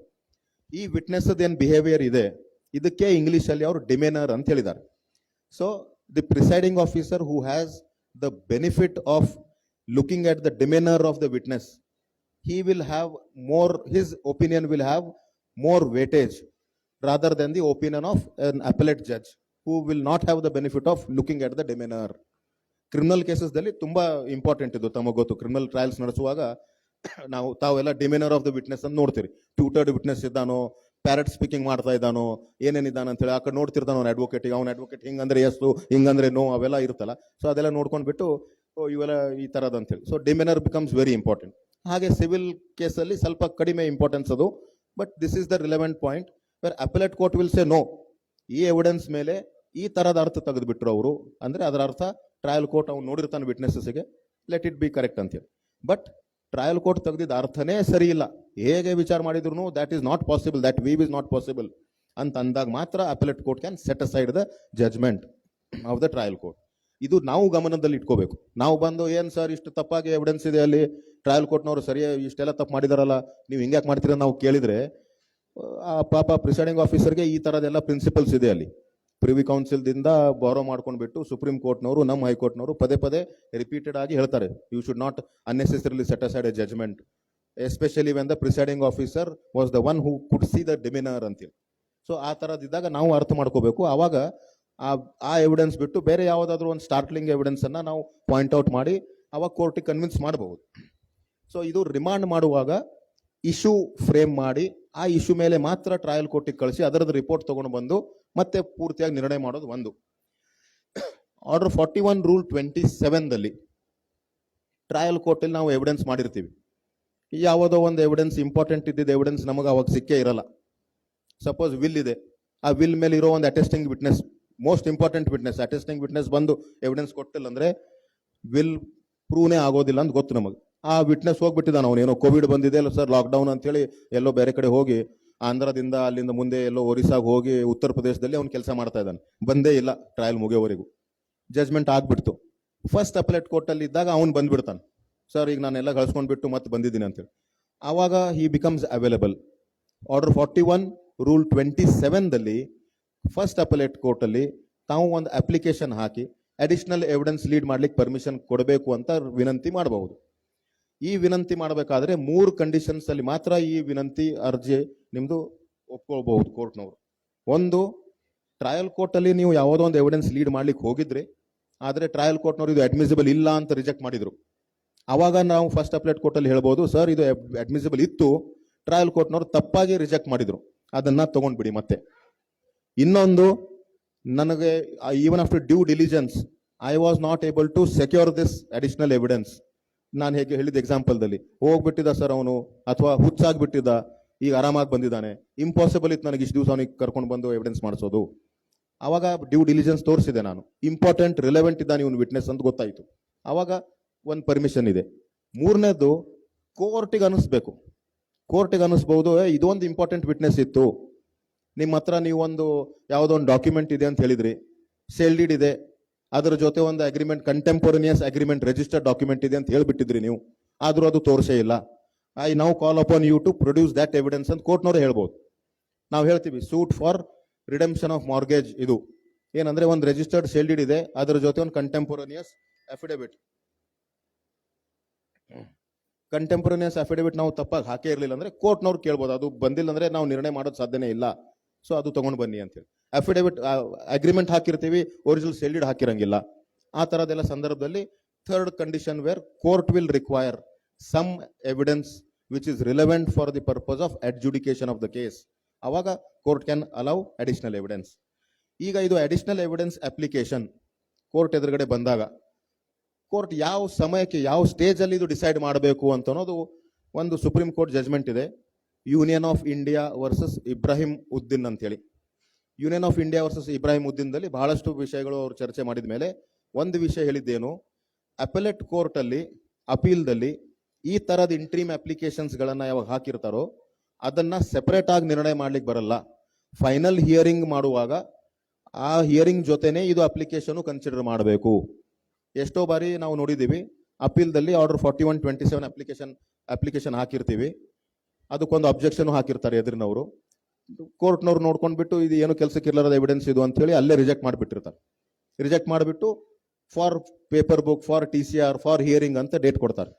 ಬರೀ ಇದೇ ಒಂದು ಗ್ರೌಂಡ್ ಮೇಲೆ ಹೈಕೋರ್ಟ್ ಇಂದ ಈ ತರದ ಆರ್ಡರ್ಸ್ ಎಲ್ಲ ಸೆಟಸೈಡ್ ಆಗುತ್ತೆ. ಯಾಕಂದ್ರೆ ಸುಪ್ರೀಂ ಕೋರ್ಟ್ನವ್ರು ಹೇಳಿದ್ದೇನು, application for additional evidence cannot be decided in an interlocutory stage, it has to be decided while hearing the appeal. So final hearing ಕೇಳುವಾಗ ಪೂರ್ತಿ ಎಲ್ಲ ಎವಿಡೆನ್ಸ್ ಅನ್ನ ರೆಕಾರ್ಡ್ ರಿಅಸೆಸ್ ಮಾಡುವಾಗ ಯಾವುದೋ ಒಂದು ಅಡಿಷನಲ್ ಎವಿಡೆನ್ಸು ಬೇಕು ಅಂತ ಅನಿಸಿದ್ರೆ ಆ ಸ್ಟೇಜಿಗೆ ಅಲ್ಲಿ ಹಿಯರಿಂಗ್ ನಿಂದಿರಿಸಿ ಅವಾಗ ಅದು ಅಡಿಷನಲ್ ಎವಿಡೆನ್ಸ್ ಅನ್ನ ಅಲೌ ಮಾಡಬಹುದು. ಮುಂದೆ ಅದ್ರ ಮೇಲೆ ಏನು ರೆಕಾರ್ಡಿಂಗ್ ಮಾಡಿ ಎವಿಡೆನ್ಸ್ ರೆಕಾರ್ಡ್ ಮಾಡಿ ಮತ್ತೆ ಫೈನಲ್ ಹಿಯರಿಂಗ್ ಕಂಟಿನ್ಯೂ ಮಾಡಬೇಕು ಅಂತೇಳಿ. ಈಗ application for additional evidence allow ಮಾಡಿದ ಮೇಲೆ 2 ಪ್ರಕಾರದ ಒಂದು ಪ್ರಾವಿಷನ್ಸ್ ಇದೆ. ಏನು ಪ್ರೊಸೀಜರ್ ಅಲೌ ಮಾಡಿದ ಮೇಲೆ ಅಪೆಲೆಟ್ ಕೋರ್ಟಿಗೆ ಸಪೋಸ್ ನಾನು ಹೇಳ್ತೀನಿ, ಸರ್ ಅಟೆಸ್ಟಿಂಗ್ ವಿಟ್ನೆಸ್ ಸಿಕ್ಬಿಟ್ಟ, ಈಗ ಹೋಗಿದ್ದ ಒರಿಸ್ಸಾಗೆ ಬಂದ್ಬಿಟ್ಟ, ಈಗ ಅವನ ಎವಿಡೆನ್ಸ್ ಲೀಡ್ ಮಾಡಬೇಕು, ಆ ಅಟೆಸ್ಟಿಂಗ್ ವಿಟ್ನೆಸ್ ಜೊತೆ ಇನ್ನೊಂದು 3-4 ಜನ ಸ್ಕ್ರೈಬು ಬಂದ್ಬಿಟ್ಟಿದ್ದಾನೆ. ಏನೇನೋ ಬಹಳಷ್ಟು ಜನ ಬಂದ್ಬಿಟ್ಟಿದ್ದಾರೆ. ಈಗ ಒಂದು 4 ವಿಟ್ನೆಸಸ್ಸು, ಇನ್ನೊಂದು 10 ಡಾಕ್ಯುಮೆಂಟ್ಸ್ ನಾನು ಕೊಡ್ಬೇಕು ಸರ್ ಅಂತ ಹೇಳ್ತೀನಿ ನಾನು. ಕೋರ್ಟಿಗೆ ಅನ್ಸುತ್ತೆ ಯಾವುದಪ್ಪ ಇದರಲ್ಲಿ ಯಾವುದೋ ರಿಲೆವೆಂಟ್ ಇದೆ ಅಲ್ಲ, ಇಂಪಾರ್ಟೆಂಟ್ ಇದು, we will allow it. Allow ಮಾಡಿದ್ರೆ ಈಗ ಯಾರು ಮಾಡಬೇಕು ಎವಿಡೆನ್ಸ್ ರೆಕಾರ್ಡಿಂಗ್? 2 ಆಪ್ಷನ್ಸ್ ಕೋರ್ಟಿಗೆ. ಒಂದು, appellate court itself can record the evidence as if it is the court of first instance. Original suit ಅಲ್ಲೇ ರೆಕಾರ್ಡಿಂಗ್ ಹೆಂಗ್ ಮಾಡ್ತಾರೆ ಆ ತರದ್ದು ಅಪೆಲೇಟ್ ಕೋರ್ಟೇ ರೆಕಾರ್ಡಿಂಗ್ ಮಾಡಿಬಿಡ್ಬೋದು. ಸೊ ಅಪೆಲೆಂಟ್ ಎಕ್ಸಿಬಿಟ್ಸ್ ಎಲ್ಲ ಎಕ್ಸಿಬಿಟ್ A1, A2, A3 ಅಂತ ಮಾಡ್ತಾರೆ. ವಿಟ್ನೆಸಸ್ ಎಲ್ಲ ಯಾವುದೋ ಒಂದು ರೆಕಾರ್ಡಿಂಗ್ ಮಾಡಿಬಿಡ್ತಾರೆ. ಇಲ್ಲ ಅಂದ್ರೆ ಈ ಅಪೀಲನ್ನ ತಮ್ಮ ಹತ್ರ ಇಟ್ಕೊಂಡ್ಬಿಟ್ಟು ಈ ಅಡಿಷನಲ್ ಎವಿಡೆನ್ಸ್ ಅಲೌ ಮಾಡಿದ್ದನ್ನ ಅದ್ರ ಮೇಲೆ ಏನ್ ಪಾಯಿಂಟ್ ಮೇಲೆ ಎವಿಡೆನ್ಸ್ ಲೀಡ್ ಆಗಬೇಕು ಅಂತ ಅನ್ನೋದು ಪಾಯಿಂಟ್ಸ್ ಅಪೆಲೇಟ್ ಕೋರ್ಟ್ ಫಾರ್ಮುಲೇಟ್ ಮಾಡೋದು. ಪಾಯಿಂಟ್ ಏನ್, for example, whether the will dated so and so is proved by the attesting witness. ಈ ತರದ್ ಒಂದು ಪಾಯಿಂಟ್ ಮಾಡಿ ಈ ಪಾಯಿಂಟ್ ಅನ್ನ ಟ್ರಯಲ್ ಕೋರ್ಟಿಗೆ ರೆಫರ್ ಮಾಡಿಬಿಡ್ತಾರೆ. ರೆಫರ್ ಮಾಡಿಬಿಟ್ಟು ಇದು ಏನ್ ನಿಮಗೆ 4 ವಿಟ್ನೆಸ್ 10 ಎವಿಡೆನ್ಸ್ ಏನು 10 ಡಾಕ್ಯುಮೆಂಟ್ಸ್ ಕೊಡೋದಿದೆ ಅಲ್ಲಿ ಹೋಗಿ ರೆಕಾರ್ಡ್ ಮಾಡ್ಕೊಂಡು ಬನ್ನಿ ಅಂತ. ಸೊ ಅಪೀಲ್ ಇಲ್ಲೇ ಪೆಂಡಿಂಗ್ ಇದ್ದು ಮತ್ತೆ ಟ್ರಯಲ್ ಕೋರ್ಟಿಗೆ ಇದು ಒಂದೇ ಪಾಯಿಂಟ್ ಮೇಲೆ ಅಲ್ಲಿ ಟ್ರಯಲ್ ಕೋರ್ಟ್ನವರೆಲ್ಲ ಇದು ರೆಕಾರ್ಡಿಂಗ್ ಮಾಡ್ತಾರೆ. ರೆಕಾರ್ಡಿಂಗ್ ಮಾಡಿ ಆ ಎವಿಡೆನ್ಸ್ ಮೇಲೆ ಏನು ಫೈಂಡಿಂಗ್ ಬರಬೇಕು ಅದು ಫೈಂಡಿಂಗ್ ಕೊಟ್ಟು ಆ ಎವಿಡೆನ್ಸ್ ಮತ್ತೆ ಅಪೆಲೇಟ್ ಕೋರ್ಟಿಗೆ ಕಳಿಸ್ತಾರೆ. ಈ ಅಪೆಲೇಟ್ ಕೋರ್ಟ್ ಮತ್ತೆ ಆ ಫೈಂಡಿಂಗ್ಸ್ ತಗೊಂಡ್ಬಿಟ್ಟು ಆ ಎವಿಡೆನ್ಸ್ ತಗೊಂಡ್ಬಿಟ್ಟು same order 41 rule 25 issue frame ಮಾಡಿ ಯಾವಾಗ ರಿಪೋರ್ಟ್ ತಗೊಂಡಿದ್ರು ಅದೇ ತರದ್ದು ಅಡಿಷನಲ್ ಎವಿಡೆನ್ಸ್ ಮತ್ತೆ ಅದರ ಮೇಲಿಂದ ರಿಪೋರ್ಟ್ ತಗೊಂಡ್ಬಿಟ್ಟು ಮತ್ತೊಮ್ಮೆ ಪೂರ್ತಿ appeal in the light of old evidence and the newly adduced evidence ನಿರ್ಣಯ ಮಾಡಬಹುದು ಅಂತ ಅನ್ನೋದು ಇದು order 41 rule 27 next procedure. 27 additional evidence ಯಾವ ಸಂದರ್ಭದಲ್ಲಿ ಅಲೋ ಮಾಡಬಹುದು, 28 ಪಾಯಿಂಟ್ಸ್ ಫಾರ್ಮ್ಯುಲೇಟ್ ಮಾಡಿ ಟ್ರಯಲ್ ಕೋರ್ಟಿಗೆ ಕಳಿಸಿ ಅಲ್ಲಿಂದ ರಿಪೋರ್ಟ್ ತಗೊಂಡು ಬಂದು ಆರ್ಡರ್ 41 ರೂಲ್ 29 ಎಲ್ಲ ಎವಿಡೆನ್ಸ್ ಅನ್ನ ಕನ್ಸಿಡರ್ ಮಾಡಬಹುದು ಅಂತಿದೆ. ಈಗ ಲಾಸ್ಟ್ ಪಾರ್ಟ್ ಆಫ್ ಆರ್ಡರ್ 41 ಏನಂದ್ರೆ ಅಪೆಲೇಟ್ ಕೋರ್ಟ್ ಅಲ್ಲಿ ನಾವು ಹೋಗಿ ಸಪೋಸ್ ಒಂದು ಸೂಟ್ ಫಾರ್ ಡಿಕ್ಲರೇಷನ್ ಇಂಜಂಕ್ಷನ್ ಅಂತಿದೆ. ಆ ಡಿಕ್ಲರೇಷನ್ ಇಂಜಂಕ್ಷನ್ ಮೇಲೆ ಏನೋ ಒಂದು ಡಿಗ್ರಿ ಆಗ್ಬಿಟ್ಟಿದೆ. ನಾವು ಡಿಫೆಂಡೆಂಟ್ ಅಪೀಲ್ ನಾವು ಅಲ್ಲಿ ಹೋಗಿ ಸರ್ ನೋಡ್ರಿ ಸರ್ ಅಲ್ಲಿ ಇಂಟರ್ಫಿಯರೆನ್ಸ್ ಆಗಿದ್ದು ಪ್ರೂಫೇ ಇಲ್ಲ ಅಂತ ಹೇಳ್ಬಿಡ್ತೀವಿ. ಅದ್ರ ಜೊತೆ ಒಂದು ಪಾಯಿಂಟ್ ಏನಂದ್ರೆ ಅವನು ಓನರೇ ಇರಲಿಲ್ಲ ಸರ್, ಅವನು ಸೆಲ್ಡಿಡೇ ಹಾಕಿರ್ಲಿಲ್ಲ, ಬರೀ ಒಂದು RTC ಎಕ್ಸ್ಟ್ರಾಕ್ಟ್ ಹಾಕಿದ್ದ ಪ್ಲೆಂಟಿಫ್ ಅಲ್ಲಿ. he cannot be declared as owner on the basis of only RTC extract. ಇದು ಒಂದು ನಮ್ಮ ಗ್ರೌಂಡ್. ಕೋರ್ಟ್ನವರು ನಿಮ್ದು ಫಸ್ಟ್ ಆರ್ಗ್ಯುಮೆಂಟ್ ಇಂಟರ್ಫಿಯರೆನ್ಸ್ ಪ್ರೂಫ್ ಇಲ್ಲ ಅಂತೇಳಿ ಅದು ಒಂದೇ ಪಾಯಿಂಟ್ ನೋಡ್ಕೊಂಡ್ಬಿಟ್ಟು ಜಜ್ಮೆಂಟ್ ಬರೆದು appeal is allowed, judgment of the trial court set aside ಅಂತ ಹೇಳ್ಬಿಡ್ತಾರೆ. Is this permissible or not, is this correct procedure or not, ಇದು ನಾವು ತಿಳ್ಕೋಬೇಕಾದ್ರೆ order 41 rule power of the appellate court ಏನೇನು ಇರಬೇಕು ಜಜ್ಮೆಂಟ್ ಅಲ್ಲಿ ಅಪೆಲೇಟ್ ಕೋರ್ಟ್ ಅಂತೇಳಿ 41 rule 31 ಮತ್ತೆ 32 ಮತ್ತೆ 33 ಈ 3 ಪ್ರಾವಿಷನ್ಸ್ ತಾವೆಲ್ಲರೂ ತಿಳ್ಕೋಬಹುದು. ನಾನು ಇಲ್ಲೇ ನಿಲ್ಲಿಸ್ಬಿಡ್ತೀನಿ. If it is too late, ನಾನು ಸರಿಯಾಗಿ ಅರ್ಥ ಮಾಡಿಸೋ ಹಂಗೆ ಹೇಳ್ತಾ ಇರಲಿಲ್ಲ ಅಂದ್ರೆ ತಾವು ಹೇಳ್ಬಹುದು, ಇಲ್ಲ ಕಂಟಿನ್ಯೂ ಮಾಡಂದ್ರೆ ಇನ್ನೊಂದು 5 ನಿಮಿಷ ಕಂಟಿನ್ಯೂ ಮಾಡ್ತೀನಿ. 31 ನನಗೊಬ್ರು ನಾನು ಒಂದು ಸೆಮಿನಾರ್ ಕಂಡಕ್ಟ್ ಮಾಡಿದ್ದೆ ಒಂದು ವರ್ಷ ಕೆಳಗಡೆ.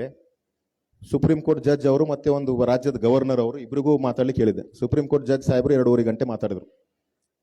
ಗವರ್ನರ್ ಸಾಹೇಬರು ಎದ್ದು ನಿಂತರು, ಅವ್ರಿಗೆ 1 ಗಂಟೆ ಮಾತಾಡೋದಿತ್ತೇನೋ, ಉಳಿದಿದ್ದು 15 ನಿಮಿಷ. ಅವ್ರು ಎದ್ದು ನಿಂತು ಹೇಳಿದ್ರು, ನಾನು ಯಾವಾಗ ಮಾತಾಡೋದು ನಿಲ್ಲಿಸ್ಬೇಕು ಅವಾಗ ಚಪ್ಪಾಳಿ ಬಾರಿಸ್ರಿ ಅಂತೇಳಿ.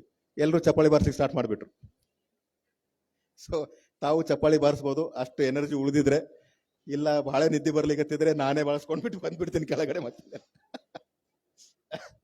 ಇದು ಒಂದು ಲಾಸ್ಟ್ ಒಂದು ಪಾರ್ಟ್ ಹೇಳ್ತೀನಿ. ಹೇಗೂ ಬಹಳಷ್ಟು ಜನ ಮಲ್ಕೊಂಡಿದ್ದಾರೆ ಅಷ್ಟೇ, ನಾನು ಇನ್ನೊಂದು ಸ್ವಲ್ಪ ನಾನು ಹಂಗ.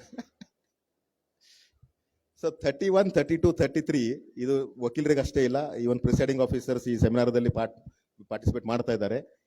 31, 32, 33 ಇಂಟರ್ಪ್ರಿಟೇಷನ್ ಹೇಗೆ ಮಾಡಿದ್ದಾರೆ ಸುಪ್ರೀಂ ಕೋರ್ಟ್ನವರು ಬಹಳಷ್ಟು ಕೇಸಸ್ ಅಲ್ಲಿ.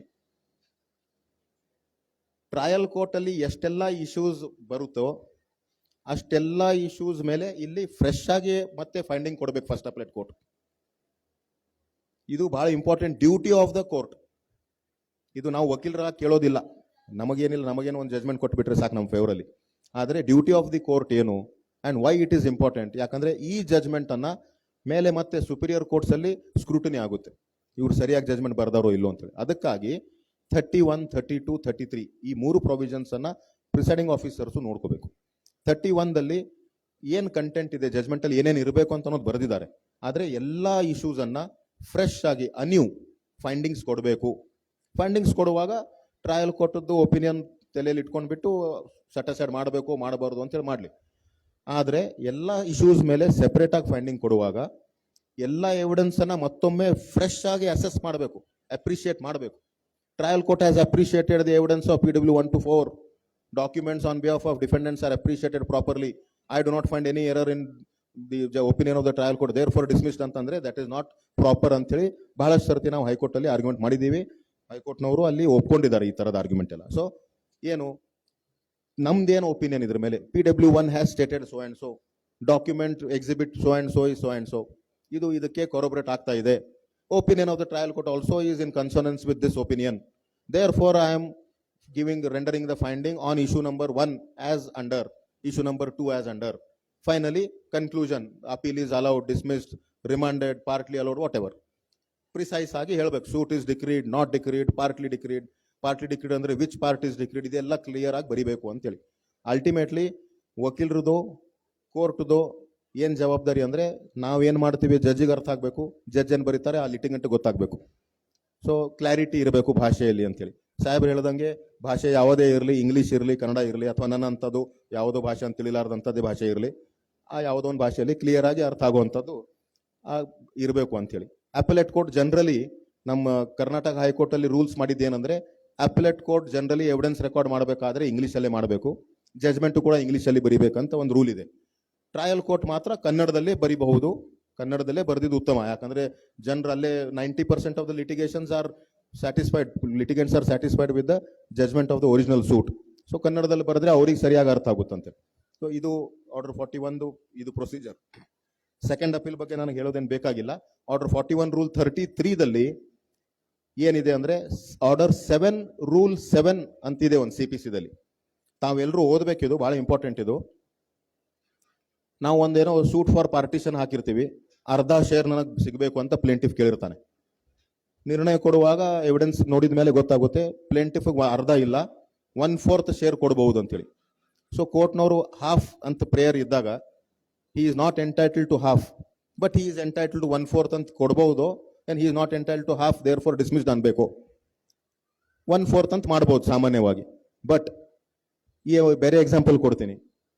I am the owner of property bearing plot number 1 measuring 100 into 200 and property bearing 1/1 measuring 200 into 200 and prayer nandu. I am only now able to prove 50 into 100 and 100 into 100 of 1 and 1/1, not the whole extent. Avag heng ಮಾಡಬೇಕು? You have only proved half of the extent, you are not the owner of the entire property, therefore suit dismissed ಅನ್ನಬೇಕು. No, you have proved half of 1/1, therefore declared as owner to the extent of this by this ಅಂತ ಹೇಳ್ಬಹುದೋ ಇಲ್ವೋ? ಈ ತರದ್ದು ಪ್ರಸಂಗ ಬರುತ್ತೆ ಬಹಳಷ್ಟು ಸರ್ತಿ. ಅವಾಗ ಆರ್ಡರ್ 7 ರೂಲ್ 7 ಸಿಮಿಲರ್ ಪ್ರಾವಿಷನ್ ಅಪೀಲ್ದಲ್ಲಿ ಆರ್ಡರ್ 41 ರೂಲ್ 33 ಇವೆರಡು ಪ್ರಾವಿಷನ್ಸ್ ತಾವು ನೆನ್ಪಿಡ್ಬೋದು. ಅಂದ್ರೆ ಪೂರ್ತಿ ಹಾನಿ ಹೋಗ್ತಾ ಇದೆ ಸರ್, ಸ್ವಲ್ಪ ಒಂದು ಬಾಲ ಅಂತೂ ಕೊಟ್ಬಿಡಿ ಅಂತ ಕೇಳ್ಬೋದು ನಾವು.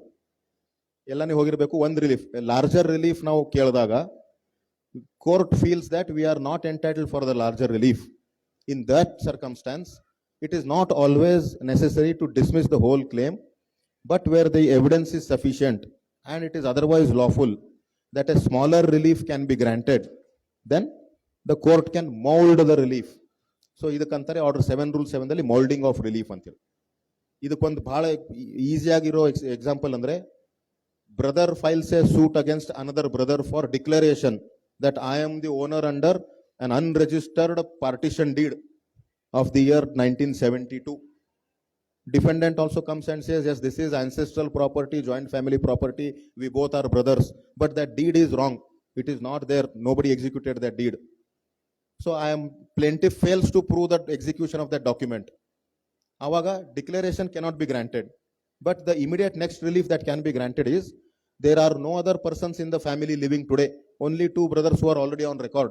So partition can be granted in this suit for declaration. ಈಗ ಪ್ರಶ್ನೆ ನಿಮ್ಮ ಎದುರುಗಡೆ ಏನಂದ್ರೆ, ಡಿಕ್ಲರೇಷನ್ ರಿಲೀಫ್ ದಲ್ಲಿ ಮೋಲ್ಡಿಂಗ್ ಆಫ್ ರಿಲೀಫ್ ಮಾಡಿ ಆ ಡಿಕ್ಲರೇಷನ್ ಕೇಳಿದ ರಿಲೀಫ್ಗೆ ನಾನು ಕಡಿಮೆ ಇರೋ ರಿಲೀಫ್ ಕೊಡಬಹುದು ಆರ್ಡರ್ 7 ರೂಲ್ 7 ದಲ್ಲಿ. ಡಿಕ್ಲರೇಷನ್ ರಿಲೀಫ್ ದೊಡ್ಡದೋ ಪಾರ್ಟಿಷನ್ ರಿಲೀಫ್ ದೊಡ್ಡದೋ ಅದು ತಾವು ನಿರ್ಣಯ ಮಾಡಬೇಕು. ಪಾರ್ಟಿಷನ್ ರಿಲೀಫ್ ಡಿಕ್ಲರೇಷನ್ಗಿನ ಸಣ್ಣದಿದ್ರೆ ತಾವು ಕೋರ್ಟಿಗೆ ಪರ್ಸುವೇಡ್ ಮಾಡಬಹುದು, ಗ್ರಾಂಟ್ ಮಾಡಿ ಸರ್ ಡಿಕ್ಲರೇಷನ್ ರಿಲೀಫ್ ಕೊಡಬೇಡಿ, ಪಾರ್ಟಿಷನ್ ಕೊಟ್ಬಿಡಿ ಅಂತೇಳಿ. ಆದರೆ 2004 ವಾಲ್ಯೂಮ್ 4 SCC ದಲ್ಲಿ ಪೇಜ್ 296 ದಲ್ಲಿ ಒಂದೇ ಒಂದು ಜಜ್ಮೆಂಟ್ 5 ಪ್ಯಾರಾಗ್ರಾಫ್ ಒಂದು ಸುಪ್ರೀಂ ಕೋರ್ಟ್ನವ್ರು ಹೇಳಿದ್ದು ಏನಂದ್ರೆ, declaration is not a relief lesser than the relief of partition ಅಂತ ಹೇಳ್ಬಿಟ್ರು. ನಮ್ಮ ಹೈಕೋರ್ಟ್ನವರು division bench of our high court from 1989 till date in 2 judgments have held in a suit for declaration, if all the parties of the family are available, if all the properties of the family are available and facts are not in dispute, then the suit for declaration can be converted and the relief of partition can be granted ಅಂತ ಹೇಳಿದ್ದಾರೆ. So ಈ ತರದು ತಾವೆಲ್ಲರೂ ನೆನ್ಪಿಟ್ಕೋಬಹುದು. ಇದರಿಂದ ನಮ್ದು civil appeal order 41 ಇದರದ್ದು ಒಂದು ಸ್ವಲ್ಪ ವಿಷಯ ನನಗೇನು ಹೇಳಿ ಬಂತು ಅದು ಆಯಿತು. ಅಪೀಲ್ದಲ್ಲಿ ನಾನು ತಮಗೆ ತಿಳಿಸಿದ್ದೇನೆಂದ್ರೆ, ಎಂಟೈರ್ ಸೂಟ್ ಮತ್ತೊಮ್ಮೆ ಫ್ರೆಶ್ ಆಗಿ ಡಿಸೈಡ್ ಮಾಡಲಿಕ್ಕೆ ಅವೈಲೇಬಲ್ ಇದೆ ಅಪೆಲೆಟ್ ಕೋರ್ಟ್ ಹತ್ರ. ಇದು ಅಪೀಲ್ ಸ್ಕೋಪ್, ಇದು ಎಲ್ಲನೇ ಅವೈಲೇಬಲ್ ಇದೆ. ಅಂದ್ರೆ ಟ್ರಯಲ್ ಕೋರ್ಟ್ ಜಜ್ಮೆಂಟ್ ಬದಿಗಿಟ್ಬಿಟ್ಟು ಎಲ್ಲ ಪ್ಲೇಂಟ್ ಇಂದ ಹಿಡ್ಕೊಂಡು ಎಲ್ಲ ಎವಿಡೆನ್ಸ್ ಮೆಟೀರಿಯಲ್ ಎಲ್ಲ ನೋಡ್ಬೋದು ನೀವು. ಇದು ಅಪೀಲ್. ರಿವಿಷನ್ ಮಾತ್ರ 3 ಕಂಡೀಷನ್ಸ್ ಕಂಪಲ್ಸರಿ ಇರಬೇಕು. ಫಸ್ಟ್ ಕಂಡೀಷನ್, ರಿವಿಷನ್ CPC ದಲ್ಲಿ ಹಾಕಬೇಕಾದ್ರೆ ಸೆಕ್ಷನ್ 115 ಇದರಲ್ಲಿ ರಿವಿಷನ್ ಹಾಕಬಹುದು. ಈ ರಿವಿಷನ್ ಕರ್ನಾಟಕದಲ್ಲಿ ಬರೀ ಹೈಕೋರ್ಟಿಗೆ ಮಾತ್ರ ಹಾಕಬಹುದು. ಬೇರೆ ಯಾವುದೋ ಒಂದೆರಡು ಸ್ಟೇಟ್ಸ್ ಅಲ್ಲಿ ಸ್ಟೇಟ್ ಅಮೆಂಡ್ಮೆಂಟ್ ಮಾಡಿದ್ದಾರೆ, ರಿವಿಷನ್ ಬೇರೆ ಡಿಸ್ಟ್ರಿಕ್ಟ್ ಕೋರ್ಟಿಗೆ ಕೊಟ್ಬಿಟ್ಟಿದ್ದಾರೆ ಪವರ್. ಇಲ್ಲೆಲ್ಲ ಇಲ್ಲ, ಕರ್ನಾಟಕದಲ್ಲಿ ರಿವಿಷನ್ ಬರೀ ಹೈಕೋರ್ಟಿಗೆ ಹಾಕಬೇಕು. 3 ಕಂಡೀಷನ್. ಫಸ್ಟ್ ಕಂಡೀಷನ್ ಅಂದ್ರೆ, ರಿವಿಷನ್ ಹಾಕಬೇಕಾದ್ರೆ order which you are challenging in the revision should amount to a case decided. ಅಂದ್ರೆ ಏನಾದ್ರೂ ಒಂದು ಕೇಸ್ ಡಿಸೈಡೆಡ್ ಅಂತ ಇರಬೇಕು. ಅದು ಕೇಸ್ ಡಿಸೈಡೆಡ್ ಅಂತ ಇರಲಿಲ್ಲ ಅಂದ್ರೆ ರಿವಿಷನ್ ಬರಲ್ಲ. ಯಾರು ಡಿಸೈಡ್ ಮಾಡಿರಬೇಕು? Case decided by a court subordinate to the high court under CPC. For example ನಿಮಗೆ ಹೇಳ್ತೀನಿ ಯಾಕೆ ಇದು ಸಬಾರ್ಡಿನೇಟ್ ಟು ದ ಹೈಕೋರ್ಟ್ ಅಂತ ಹೇಳ್ತಾ ಇದ್ದೀನಿ. ತಾವು MVC ಕೇಸ್ ಹಾಕಿರ್ತೀರಿ. MVC case civil judge senior division ಹತ್ರನೋ ಡಿಸ್ಟ್ರಿಕ್ಟ್ ಜಡ್ಜ್ ಹತ್ರನೋ ಅಲೋಟ್ ಆಗುತ್ತೆ. ಅಲ್ಲಿ ಒಂದು ಏನೋ ಎಂಟ್ರಿ ಆರ್ಡರ್ ಮಾಡಿಬಿಟ್ಟಾರ ಅಂತ ತಿಳ್ಕೊಳ್ರಿ. ರಿಟರ್ನ್ ಸ್ಟೇಟ್ಮೆಂಟ್ ನಾಟ್ ಅಲೌಡ್ ಅಂತ ಹೇಳ್ಬಿಟ್ರು. ಅಲ್ಲಿ ಕೌಂಟರ್ ಟೇಕನ್ ಆಸ್ ನಿಲ್ ಅಂತ ಹೇಳ್ಬಿಟ್ರು. ಅಪ್ಲಿಕೇಶನ್ ಕೊಟ್ಬಿಡ್ತಾರೆ ಇನ್ಶೂರೆನ್ಸ್ನವ್ರು, 173 ದಲ್ಲಿ ಪರ್ಮಿಷನ್ ಕೊಡಿ ಸರ್, ರಿಜೆಕ್ಟೆಡ್ ಅಂತ ಹೇಳ್ಬಿಟ್ರು. ಆ ರಿಜೆಕ್ಷನ್ ಅನ್ನ ಚಾಲೆಂಜ್ ಎಲ್ಲಿ ಮಾಡಬೇಕು? ಸೆಪರೇಟ್ ಆಗಿ ಅಪೀಲ್ ಹಾಕ್ಬೇಕಾ? ಇಲ್ಲ. ರಿವಿಷನ್ ಹಾಕ್ಬೋದು 115 ದಲ್ಲಿ. ಹೈಕೋರ್ಟ್ ಸಬಾರ್ಡಿನೇಟ್ ಕೋರ್ಟ್ ಇದು, ಸೀನಿಯರ್ ಸಿವಿಲ್ ಜಡ್ಜ್. ಆಬ್ವಿಯಸ್ಲಿ ಇದಕ್ಕೇನು ಸೆಪರೇಟ್ ಆಗಿ ಅಪೀಲ್ ಇಲ್ಲ. It amounts to case decided, your right to file counter is taken away, therefore you can go to the high court under 115 CPC ಅಂತ ತಿಳ್ಕೊಬಹುದು ನಾವು. ಆದ್ರೆ ಹಾಗಿಲ್ಲ.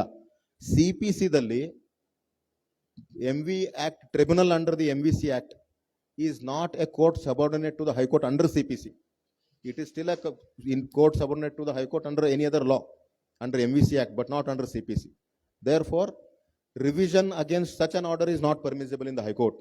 ಹೀಗಾಗಿ ನಾವು ಅಪೀಲ್ ಹೈಕೋರ್ಟಿಗೆ ರಿವಿಷನ್ ಹಾಕಬೇಕಾದ್ರೆ court subordinate to the high court under CPC ಯಾವ್ದಂತ ನೋಡಬೇಕು. ಆ ಕೋರ್ಟ್ ಒಂದು ನಿರ್ಣಯ ತಗೊಂಡಿದ್ದಾನ, that amounts to case decided ಅಂತ ಇರಬೇಕು.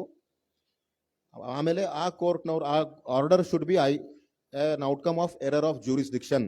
ಅಂದ್ರೆ ಮೆರಿಟ್ ಮೇಲೆ ಏನಾದ್ರೂ ತಪ್ಪಾಗಿದ್ರೆ ಇಲ್ಲ, ಜೂರಿಸ್ಡಿಕ್ಷನಲ್ ಎರರ್ ಇದ್ರೆ ಮಾತ್ರ. ಏನ್ jurisdictional error? Court did not have jurisdiction to decide this, but it illegally exercised that jurisdiction. Court had the jurisdiction, but it assumed it did not have jurisdiction.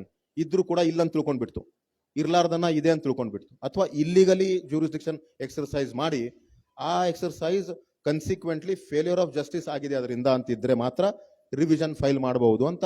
ಇದು revision scope ಇದೆ. ನಮಗೆಲ್ಲ ಇಲ್ಲಿ revision ಬಹಳ ವಿಸ್ತಾರವಾಗಿ ತಿಳ್ಕೊಳ್ಳೋದು ಉಪಯೋಗ ಇಲ್ಲ ಈಗ ಸದ್ಯಕ್ಕೆ. ತಾವು ಯಾರಾದರೂ ಹೈಕೋರ್ಟಿಗೆ ಪ್ರಾಕ್ಟೀಸಿಗೆ ಬಂದ್ರೆ ಇದು ಬಹಳ ಒಳ್ಳೇದಾಗುತ್ತೆ. ನನ್ನ ವಿನಂತಿ, ತಾವು ಇಲ್ಲಿಂದ ಹೈಕೋರ್ಟಿಗೆ ಬರ್ತಾ ಇರಬೇಕು, ಆವಾಗ ಸರಿಯಾಗಿ ಆಗುತ್ತೆ ಅಂತೇಳಿ. ಸ್ಪೆಸಿಫಿಕ್ ರಿಲೀಫ್ ಮತ್ತೆ ಲಿಮಿಟೇಷನ್ ಆಕ್ಟ್ ಮೇಲೆ ಈ ಹಾಫ್ ಆನ್ ಅವರ್ದಲ್ಲೋ 1 ಅವರ್ದಲ್ಲೋ 1 ಡೇದಲ್ಲಿ ಇದು ಮುಗಿಯುವಂತ ಸಬ್ಜೆಕ್ಟ್ ಇಲ್ಲ. 2-3 ವಿಷಯ ಹೇಳ್ತೀನಿ. ಲಿಮಿಟೇಷನ್ ಆಕ್ಟ್ ಏನಿದು? ಪ್ರೊಸೀಜರಲ್ ಲಾನೋ ಏನಿದು ಸಬ್ಸ್ಟ್ಯಾಂಟಿವ್ ಲಾನೋ? ಇದು ಫಸ್ಟ್ ತಿಳ್ಕೊಂಡ್ ಬಿಡ್ಬೋದು.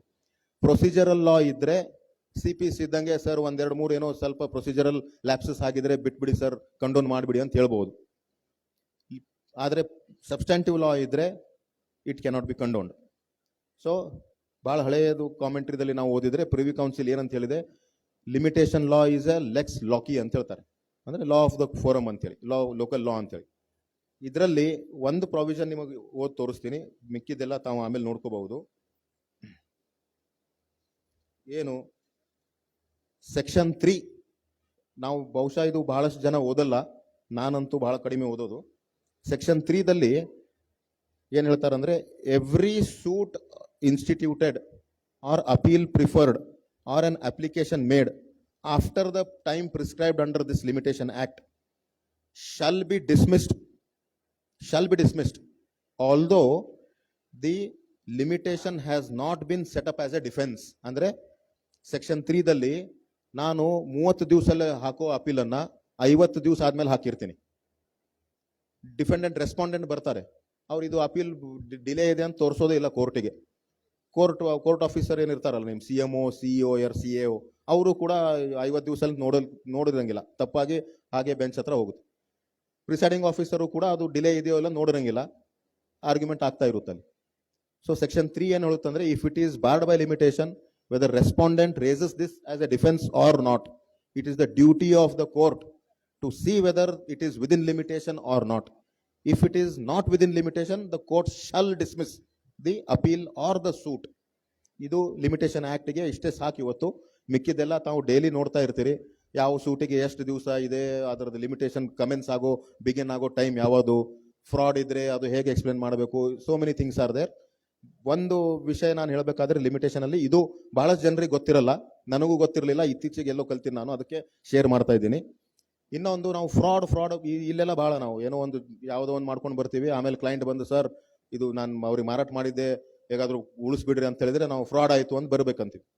ಫ್ರಾಡ್ ಅಂತ ಬರಿಬೇಕಾದ್ರೆ ಅದು ಹೆಂಗ್ ಬರಿಬೇಕು, ಏನೇನು ಕಂಟೆಂಟ್ಸ್ ಇರಬೇಕು ಫ್ರಾಡದ್ದು, what is the meaning of fraud, ಇದು ನಾವು ಕಾಂಟ್ರಾಕ್ಟ್ ಆಕ್ಟ್ ಅಲ್ಲೂ ಓದಬಹುದು. ಒಂದು 4-5 ಪ್ರೊವಿಷನ್ಸ್ ಇದೆ, ಸೆಕ್ಷನ್ 17 ದಿಂದ 21 ವರೆಗೂ ಓದಿದ್ರೆ ಫ್ರಾಡ್ ಅಂದ್ರೆ ಏನು ಅಂತೇಳಿ ಎಕ್ಸ್ಪ್ಲನೇಷನ್ ಕೊಡ್ತಾರೆ. ಸಪ್ರೆಸಿವ್, ವೆರಿ ಎಕ್ಸ್ಪ್ರೆಸಿವ್, ಫಾಲ್ಸಿ ಅಂತಾನೋ ಒಂದು ಲ್ಯಾಟಿನ್ ಫ್ರೇಸ್ ಇದು. ಅಂದ್ರೆ ನೀವು ನಿಜ ಅನ್ನ ಸಪ್ರೆಸ್ ಮಾಡಿದ್ರು ಫ್ರಾಡ್ ಅಂದಂಗೆ, ಸುಳ್ಳನ್ನ ಎಕ್ಸ್ಪ್ರೆಸ್ಲಿ ಹೇಳಿದ್ರು ಕೂಡ ಫ್ರಾಡ್ ಅಂದಂಗೆ ಅಂತ ಹೇಳಿ. ಸೊ ಸಪ್ರೆಸಿವ್, ವೆರಿ ಎಕ್ಸ್ಪ್ರೆಸಿವ್, ಫಾಲ್ಸಿ ಅಂತೇಳಿ ಆ ತರದ್ದು ಲಿಮಿಟೇಷನ್ ಆಕ್ಟ್ ಅಲ್ಲೂ ಕೂಡ ಏನು effect of fraud or mistake ಅಂತ ಸೆಕ್ಷನ್ 17 ಅಂತ ಬರುತ್ತೆ. ಸೆಕ್ಷನ್ 17 ಫ್ರಾಡ್ ಇದ್ರೆ ಅಥವಾ ಮಿಸ್ಟೇಕ್ ಆಗಿದ್ರೆ ಅದ್ರದ್ದು ಏನು ಇಫೆಕ್ಟು, ಅದಕ್ಕೆ ಏನೇನು ಇಂಗ್ರೀಡಿಯೆಂಟ್ಸ್ ಬೇಕು ಅಂತ ಅನ್ನೋದು ಬರ್ದಿದೆ. ನಾವು ದಯಮಾಡಿ ಸೆಕ್ಷನ್ 17 ಯಾವಾಗಾದ್ರೂ ಸಮಯ ಸಿಕ್ಕಾಗ ಅಥವಾ ಸಂದರ್ಭ ಇದ್ದಾಗ ಓದ್ಬಿಟ್ರೆ ನಮಗೆಲ್ಲರಿಗೂ ಅನುಕೂಲ ಆಗಬಹುದು. ಇದರ ಜೊತೆ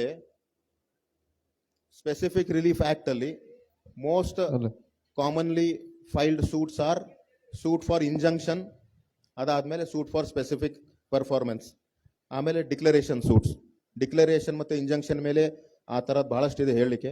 ಆದರೆ ಸ್ಪೆಸಿಫಿಕ್ ಪರ್ಫಾರ್ಮೆನ್ಸ್ ಸೂಟ್ ಅಲ್ಲಿ 2 ವಿಷಯ. ಒಂದು, ರೆಡಿನೆಸ್ ಅಂಡ್ ವಿಲಿಂಗ್ನೆಸ್ ಮೇಲೆ ಬಹಳ ಇಂಪಾರ್ಟೆಂಟ್ ಆಗಿ ಸ್ಟ್ರೆಸ್ ಆಗಿ ನಾವೆಲ್ಲರೂ ಪ್ಲೀಡಿಂಗ್ಸ್ ಅಲ್ಲಿ ಬರೀಬೇಕು. ಇದು ತಾವೆಲ್ಲರೂ ನೆನ್ಪಿಟ್ಕೋಬೇಕು. ಯಾಕಂದ್ರೆ ನಮ್ಮ ಒಂದು ಅಗ್ರಿಮೆಂಟ್ ಫಾರ್ ಸೇಲ್ ಆಗಲಿ ಯಾವುದೋ ಕಾಂಟ್ರಾಕ್ಟ್ ಅಲ್ಲಿ ನಾವು ಕಾಂಟ್ರಾಕ್ಟ್ ಎಕ್ಸಿಕ್ಯೂಟ್ ಆಗಿದ್ದ ದಿವಸದಿಂದ ಹಿಡ್ಕೊಂಡು ಈ ಸೂಟ್ ಹಾಕೋವರೆಗೂ ನಮ್ಮ ಅಬ್ಲಿಗೇಷನ್ ಏನಿತ್ತು ಆ ಕಾಂಟ್ರಾಕ್ಟ್ ಅಲ್ಲಿ ಅದು ನಾವು ಮಾಡ್ಲಿಕ್ಕೆ ರೆಡಿ ಸಿದ್ಧವಾಗಿದ್ವಿ ಅಂತಾನು ಪ್ರೂಫ್ ಇರಬೇಕು ಕೋರ್ಟಿಗೆ. ಸಾಹೇಬ್ರು ಹೇಳಿದ್ರು ಇಟ್ ಶುಡ್ ಬಿ ಅವರ್ಡ್, ಅಂದ್ರೆ ಪ್ಲೀಡಿಂಗು ಇರಬೇಕು, ಪ್ರೂಫು ಇರಬೇಕು ಅಂತ ಹೇಳಿ. 2018ನೇ ಇಸ್ವಿಯಲ್ಲಿ ಅಮೆಂಡ್ಮೆಂಟ್ ಆಗ್ಬಿಟ್ಟಿದೆ ಸ್ಪೆಸಿಫಿಕ್ ರಿಲೀಫ್ ಆಕ್ಟಿಗೆ. ಅಮೆಂಡ್ಮೆಂಟ್ ಆದ್ಮೇಲೆ ನೀವು ಅಲ್ಲಿ ಪ್ಲೀಡಿಂಗ್ ಬರೀರೋ ಬಿಡ್ರೋ, ಆದ್ರೆ ಕೋರ್ಟ್ ಅಲ್ಲಿ ಪ್ರೂವ್ ಮಾಡಬೇಕು ಏನಂತ ಹೇಳಿ. ಅಗ್ರಿಮೆಂಟ್ ಯಾವ ದಿವಸ ಆಗಿದೆಯೋ ಅಲ್ಲಿಂದ ಇವತ್ತಿನವರೆಗೂ ನನ್ನ ಪಾತ್ರ ಏನಿತ್ತು ಕಾಂಟ್ರಾಕ್ಟ್ ಅಲ್ಲಿ ಅದನ್ನ ನಾನು ಯಾವಾಗಲೂ ಪೂರ್ತಿ ಮಾಡ್ಲಿಕ್ಕೆ ಇದ್ದೀನಿ ನಾನು ಅಂತೇಳಿ ತೋರಿಸ್ತಾ ಪ್ರೂವ್ ಮಾಡಬೇಕು. ಇದು ತಾವು ಎಲ್ಲರೂ ಗಮನದಲ್ಲಿ ಇಟ್ಕೋಬೇಕು. ಅದು ಪ್ರೂವ್ ಮಾಡಿಲ್ಲ ಅಂದ್ರೆ ನಾವು ಇದು ಆಗಲ್ಲ ಅಂತೇಳಿ.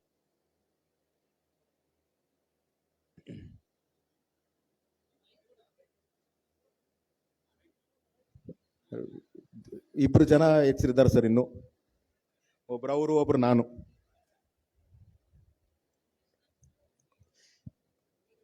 ಸರ್, ಲಿಮಿಟೇಷನ್ ಆಕ್ಟ್ ಸೆಕ್ಷನ್ 58, 59, 60 ಬಗ್ಗೆ ಸ್ವಲ್ಪ ಎಕ್ಸ್ಪ್ಲೇನ್ ಮಾಡಿದ್ರೆ ಚೆನ್ನಾಗಿ. Limitation act 58 yes sir. ಯಾವ ಲಿಮಿಟೇಷನ್ ಮೇಡಮ್, ನನಗೆ ಗೊತ್ತಿಲ್ಲ ಅಷ್ಟಿದ್ದು. ಆರ್ಟಿಕಲ್ ಹೇಳ್ಬೇಕಂತೀರಾ? ಆರ್ಟಿಕಲ್ ನಾನದು ಇತ್ತೀಚೆಗೆ ಎಷ್ಟೆಲ್ಲ ಓದ್ಕೊಂಡು ಬಂದಿದೆ, ಮತ್ತೆ ಬರ್ಬೇಕು. ಇಷ್ಟೆಲ್ಲ ಕಷ್ಟಪಟ್ಟು ಯಾರ್ಯಾರಿಗೋ ಕೇಳ್ಕೊಂಡ್ಬಿಟ್ಟು ಎಲ್ಲೋ 30ಕ್ಕೆ ಮುಗಿದಿತ್ತು ಪ್ರಾವಿಷನ್.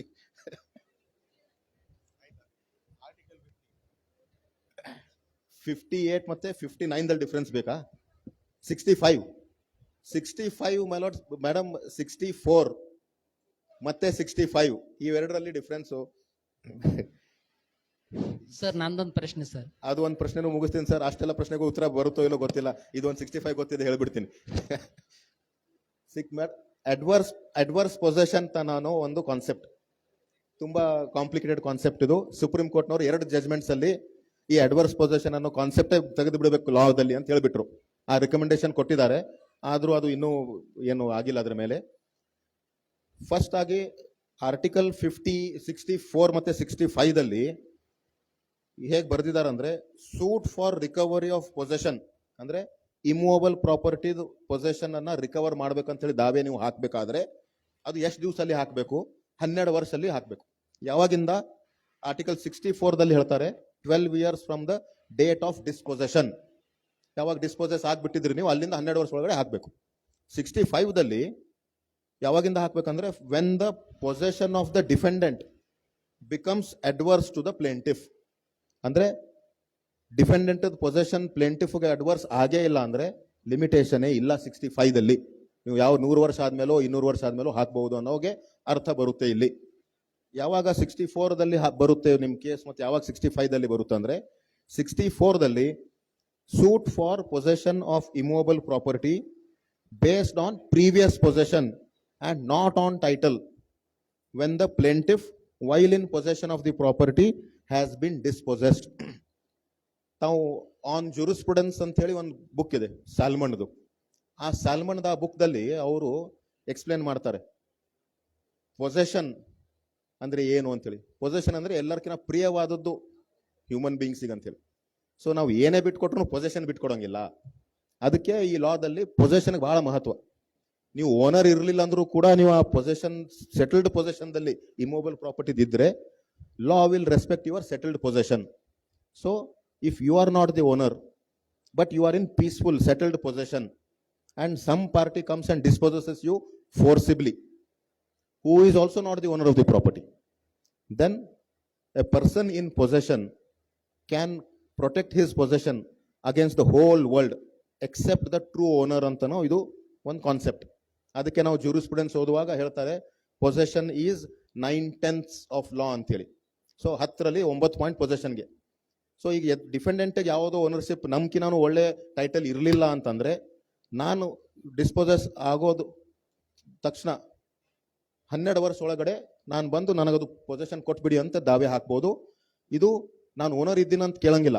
ನಾನು ಬರೇ ಸೆಟಲ್ಡ್ ಪೊಸೆಷನ್ದಲ್ಲಿ ಇದ್ದೆ. ನಾನು ಓನರ್ ಯಾರೋ ಎಕ್ಸ್ ಇರಬೇಕು, ನೀನು ಓನರ್ ಇಲ್ಲ, ಬಟ್ ನಾನು ಸೆಟಲ್ಡ್ ಪೊಸೆಷನ್ದಲ್ಲಿ ಇದ್ದೆ. ನೀನು ಬಂದು ಅಧಿಕಾರ ಇರಲಿಲ್ಲ ನನಗೆ ನನ್ನ ಕಡೆಯಿಂದ ಪೊಸೆಷನ್ ತಗೊಳ್ಳೋದು, ನನಗೆ ಕೊಟ್ಬಿಡಿ ಅಂತ ಕೇಳಿದ್ರೆ ಆರ್ಟಿಕಲ್ 64 ಅಪ್ಲೈ ಮಾಡಿ ನೀನ್ ದಾವೆ ಹಾಕಿದ 12 ವರ್ಷ ಒಳಗಡೆ ನೀನ್ ಡಿಸ್ಪೋಸೆಸ್ ಆಗಿದ್ಯೋ ಇಲ್ವೋ, ಅದಕ್ಕೂ ಮುಂಚೆ ನೀನ್ ಸೆಟಲ್ ಪೊಸೆಷನ್ದಲ್ಲಿ ಇದೆಯೋ ಇಲ್ವೋ ಅಂತ ನೋಡ್ತಾರೆ. ಎಸ್ ಅಂತಿದ್ರೆ suit for recovery of possession is decreed. 65ದಲ್ಲಿ I am the owner of the property admittedly. ಇದು ಬಹಳ ಇಂಪಾರ್ಟೆಂಟ್. ಇದು my plaintiff's ownership or the person who is the adversary of the person who is in possession. Suit ಹಾಕ್ದವನು possession ಕೊಡಿ ಅಂತ ಕೇಳ್ದವನು ಆ ಮನುಷ್ಯ owner ಇದ್ದಾನ ಅಂತ ಹೇಳಿ ಎದುರಿನವ್ರು ಒಪ್ಕೋಬೇಕು ಫಸ್ಟ್. ನಾವು ಯಾರು ಈ ಪ್ಲೀಡಿಂಗ್ದಲ್ಲಿ ಅಷ್ಟು ಧೈರ್ಯ ಮಾಡಲ್ಲ. I am not the owner, he is the owner ಅಂತ ಬರೆದು ಬಿಟ್ರೆ ಮುಗಿದೋಯ್ತು. 2ನೇ ಸೆಂಟೆನ್ಸ್ ಓದಂಗಿಲ್ಲ ಸಾಹೇಬ್ರು, you are not the owner, get out ಅಂತ ಹೇಳ್ಬಿಡ್ತಾರ. ಸೊ ಅದಕ್ಕೆ ಆ ಧೈರ್ಯ ಮಾಡಲ್ಲ. ಆದ್ರೆ ಅಡ್ವರ್ಸ್ ಪೊಸೆಷನ್ ಅಂತ ನೀವು ಪ್ಲೀ ಮಾಡುವಾಗ ಈ ಧೈರ್ಯ ನೀವು ಮಾಡಿಲ್ಲ ಅಂದ್ರೆ ಮುಂದೆ ಅಡ್ವರ್ಸ್ ಪೊಸೆಷನ್ ಅಂತ ಡಿಫೆನ್ಸ್ ತಗೊಳ್ಳೋ ಧೈರ್ಯನೂ ಮಾಡಬಾರ್ದು. ನಾವು ಫಸ್ಟ್ ಆಗಿ ಏನ್ ಅಡ್ಮಿಟ್ ಮಾಡಬೇಕು, ಹೌದು plaintiff is the owner of the property.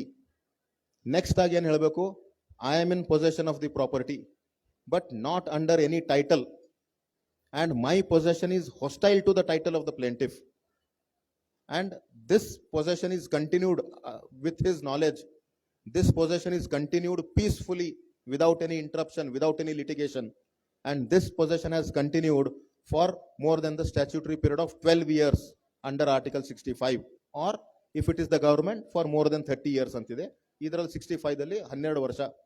So ಸಾಹೇಬ್ರು ಹೇಳಿದ್ರು ನೆಕ್ ವಿ, ನೆಕ್ ಕ್ಲಾಮ್, ನೆಕ್ ಪ್ರಿಕ್ಯಾರಿಯೋ ಅಂತ. ಇದು 3 ಲ್ಯಾಟಿನ್ ಫ್ರೇಸಸ್. ಇದು ನೆಕ್ ವಿ, ನೆಕ್ ಕ್ಲಾಮ್, ನೆಕ್ ಪ್ರಿಕ್ಯಾರಿಯೋ ಅಂತಂದ್ರೆ without interruption, openly, peacefully for a continuous period of 12 years, asserting, accepting the title of the other side and still saying that I am in possession of the property without any title.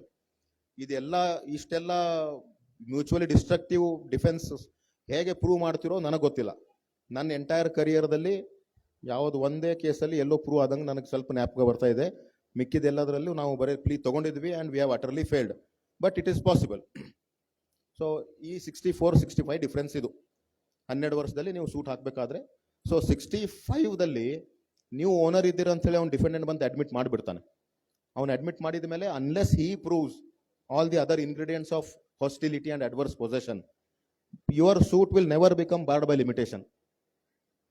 This is also explained in few judgments of the honourable supreme court. ಅದರದ್ದು references ನಾನು ನಿಮಗೆ ಆಮೇಲೆ ಕೊಡ್ತೀನಿ. So ಇದು difference 64-65ದಲ್ಲಿ. Sir ತಮಗೇನೋ ಇತ್ತು sir, Shankarappa ಅವ್ರು ಇಲ್ಲಿದ್ರೆ ಅವರಿಗೂ ಒಂದು ನೆಕ್ಸ್ಟ್ ಸೆಷನ್ ಮಾಡೋದಿದೆ. If you can reserve your